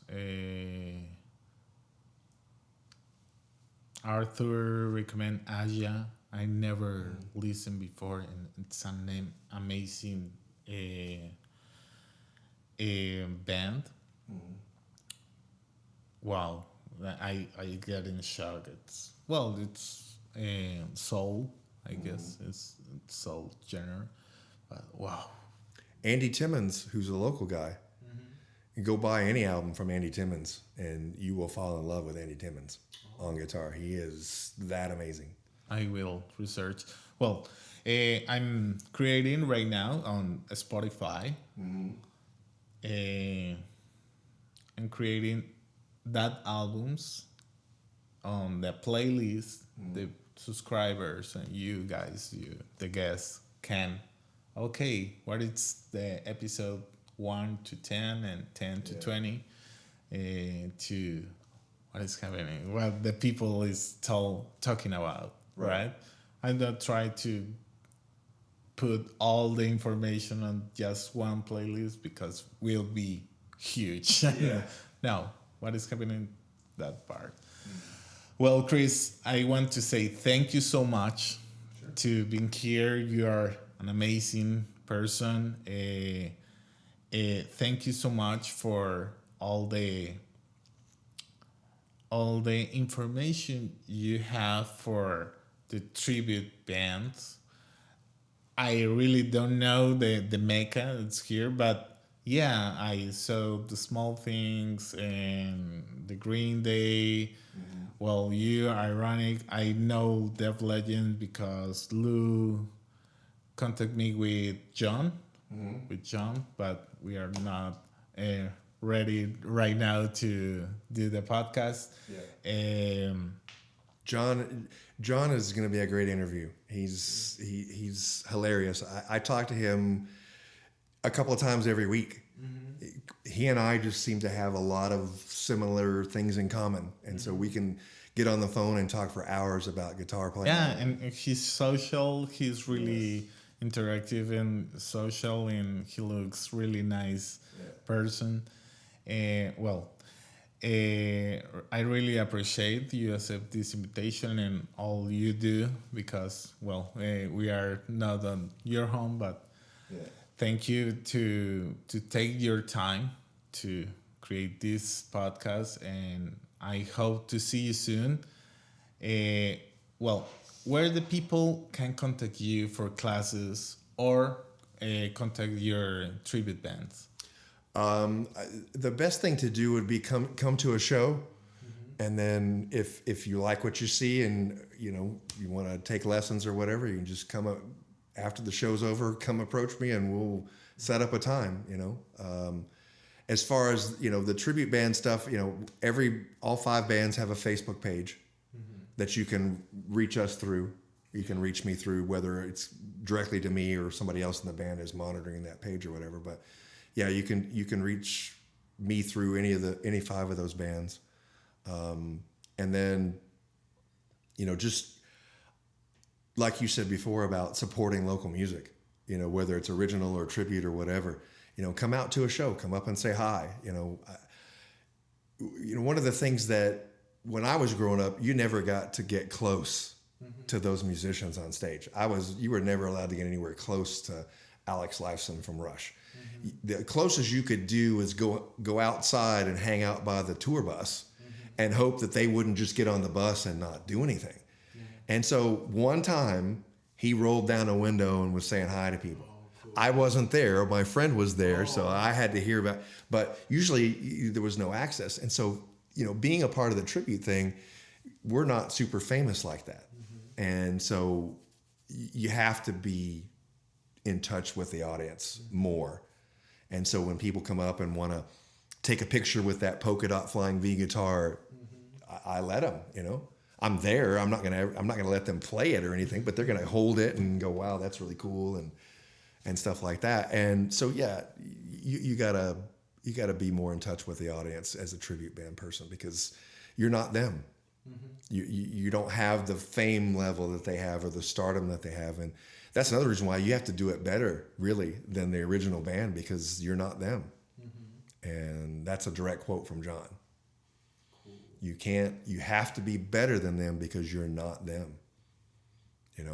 If your Ozzy can't sing on key or your Ozzy can't remember the words, your tribute band's not going to do very well, because yes, Ozzy forgot the words and couldn't sing that well in the end, but he's Ozzy. He can do whatever he wants, and people are still going to pay to go watch him play. He took bats and played with all the crazy stories, but you can do that about the tribute. No, and all of that is with a lot of respect, and you have a responsibility when you play somebody else's music. That's like I said before. No matter what band I'm playing, if the person I'm portraying happened to show up to see it, I would want them to go, wow, that band's doing a really good job. That's what, and that would be the ultimate payback for me. Forget the money that I'm getting paid. If the original artist said, yeah, you're doing a good job.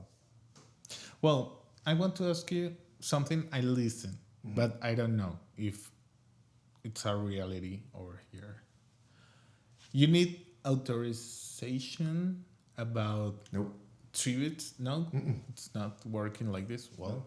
I know right now, and the people... Yeah, because I'm not sure, but I listen something. But I'm not sure. Yeah, I just listen on a podcast or something. You need the authorization for the band to create a tribute. The only thing that you can't really do, we do it. Like this was a logo that was created, but the bat and that font belongs to Ozzy, and it's really Sony. Sony owns all his stuff. But could Sharon send us a cease and desist letter? She sure could, because that stuff belongs to her, not to us. But I think what's happened is there's been some lawsuits. Metallica did that. They were trying to shut down a tribute band. Don Henley, the local Eagles band here, Desperado, he's trying to shut them down all the time. But you can't, because it's public. What you can do is say, you can't use this font. You can't use this bat. It has to be something that's different. it can only be slightly different, but it has to be different. You can't be using the same thing. So could Sharon tell us you can't use this anymore? Yeah, she sure could.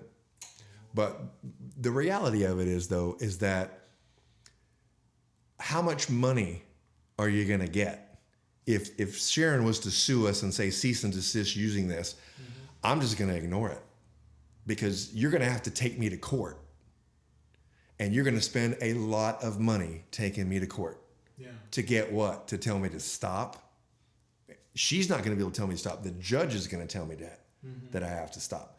So I try to look at it from the perspective, I'm keeping your music alive. So you should be doing me, especially now that Ozzy's gone. There's never going to be another Ozzy Osbourne concert ever. So we're keeping your music alive, which is selling more records. So technically we're paying you, because any kid that I'm teaching or that comes to my show and goes out and purchases Blizzard of Ozz or Diary of a Madman is me paying you. Yeah. Because they would have never bought that record unless they came to my show or I told them go buy that. Right? So I just feel like most of the artists don't do that because there's nothing to be gained. You just look like an asshole. Yeah, I don't mean they need some income.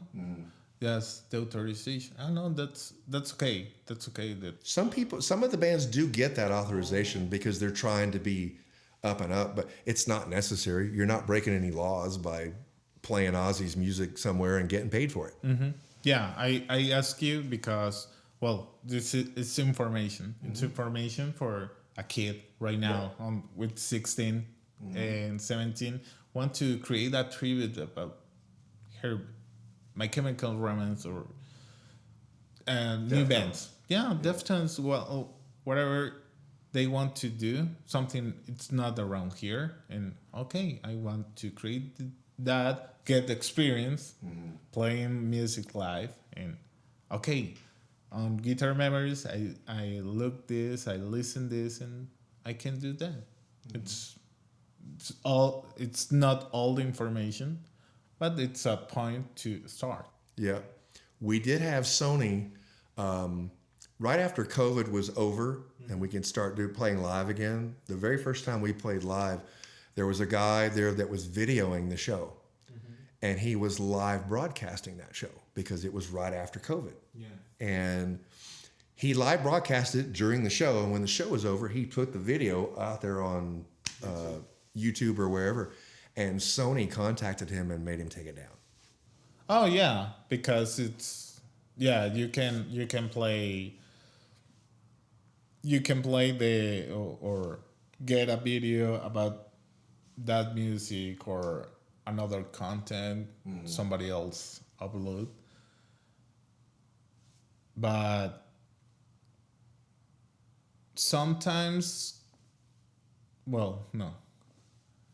The income for this video goes to the artist.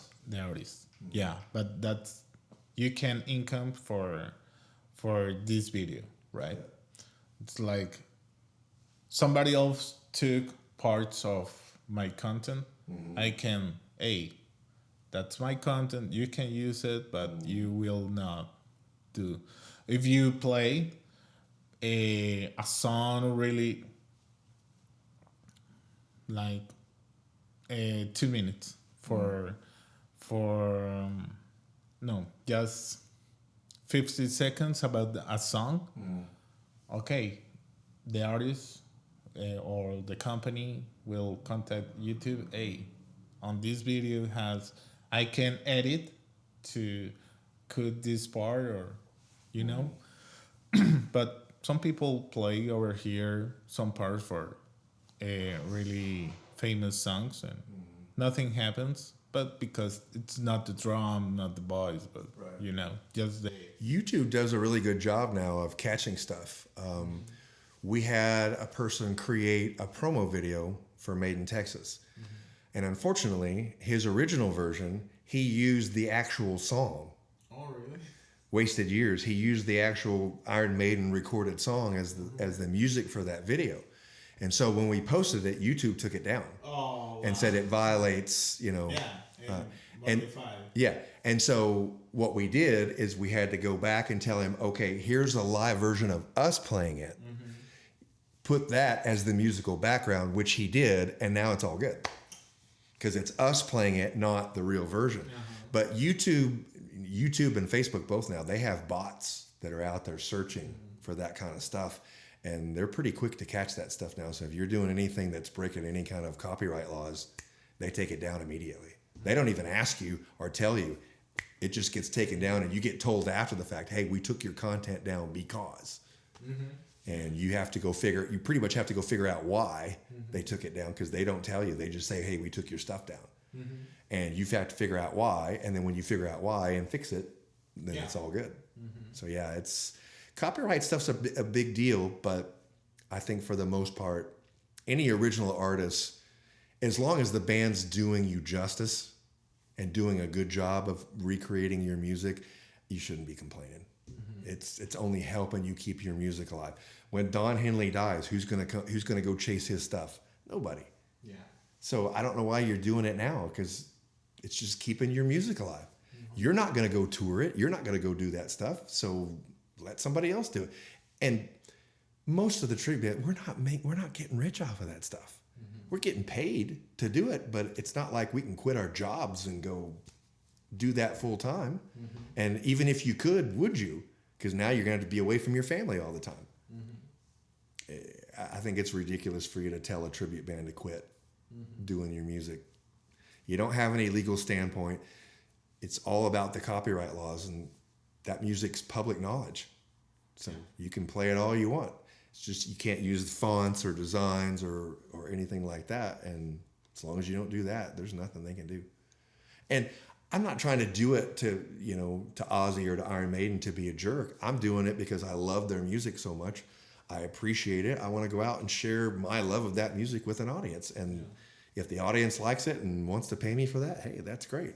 But ultimately, it's still keeping that music alive and in people's faces, because Iron Maiden only comes once every 2 years, number one, and plus they're getting old. Mm-hmm. They're not as perfect as they used to be. That's the future. That's the future for that music. Well, and in all honesty, it's the future for the music. All these bands that I'm doing now, all the original artists are 70, 80 years old now. Mm-hmm. So when they all die, this music will live forever.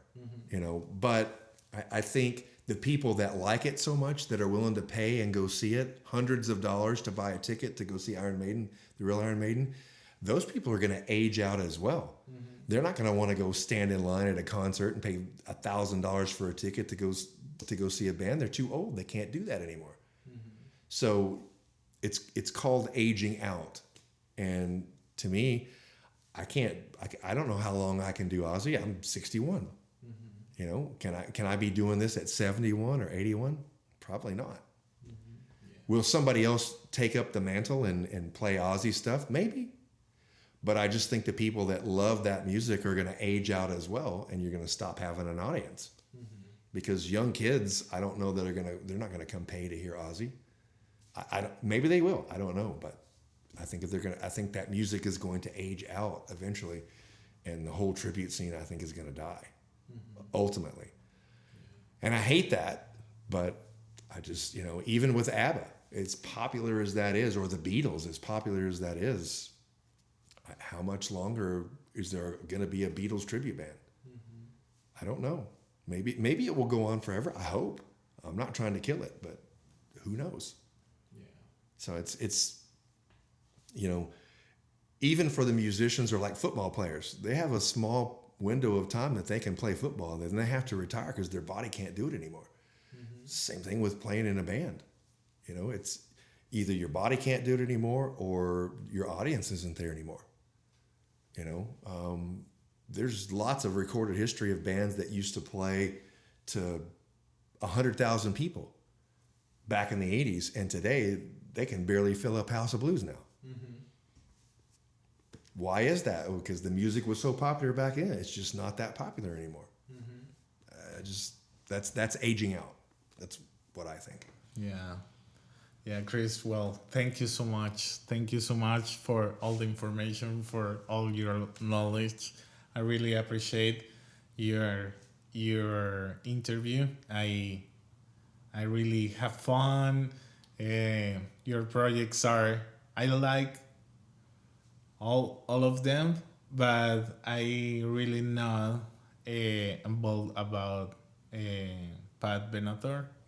Yeah, I know one or two songs, but I love ABBA, I love Iron Maiden, I love Ozzy, I really like Alanis Morissette, and I will look at you on the stage because I love live music. Yeah. Well, and that's it for today. Yeah, Thank okay. you so much. Yeah, you're welcome. I'm happy to be here. Well, guys, thank you so much for being here. I see you on the next episode with another amazing guitarist. I'm Julio Diaz, Chris Wylde. Remember to subscribe, leave the comment, and keep playing.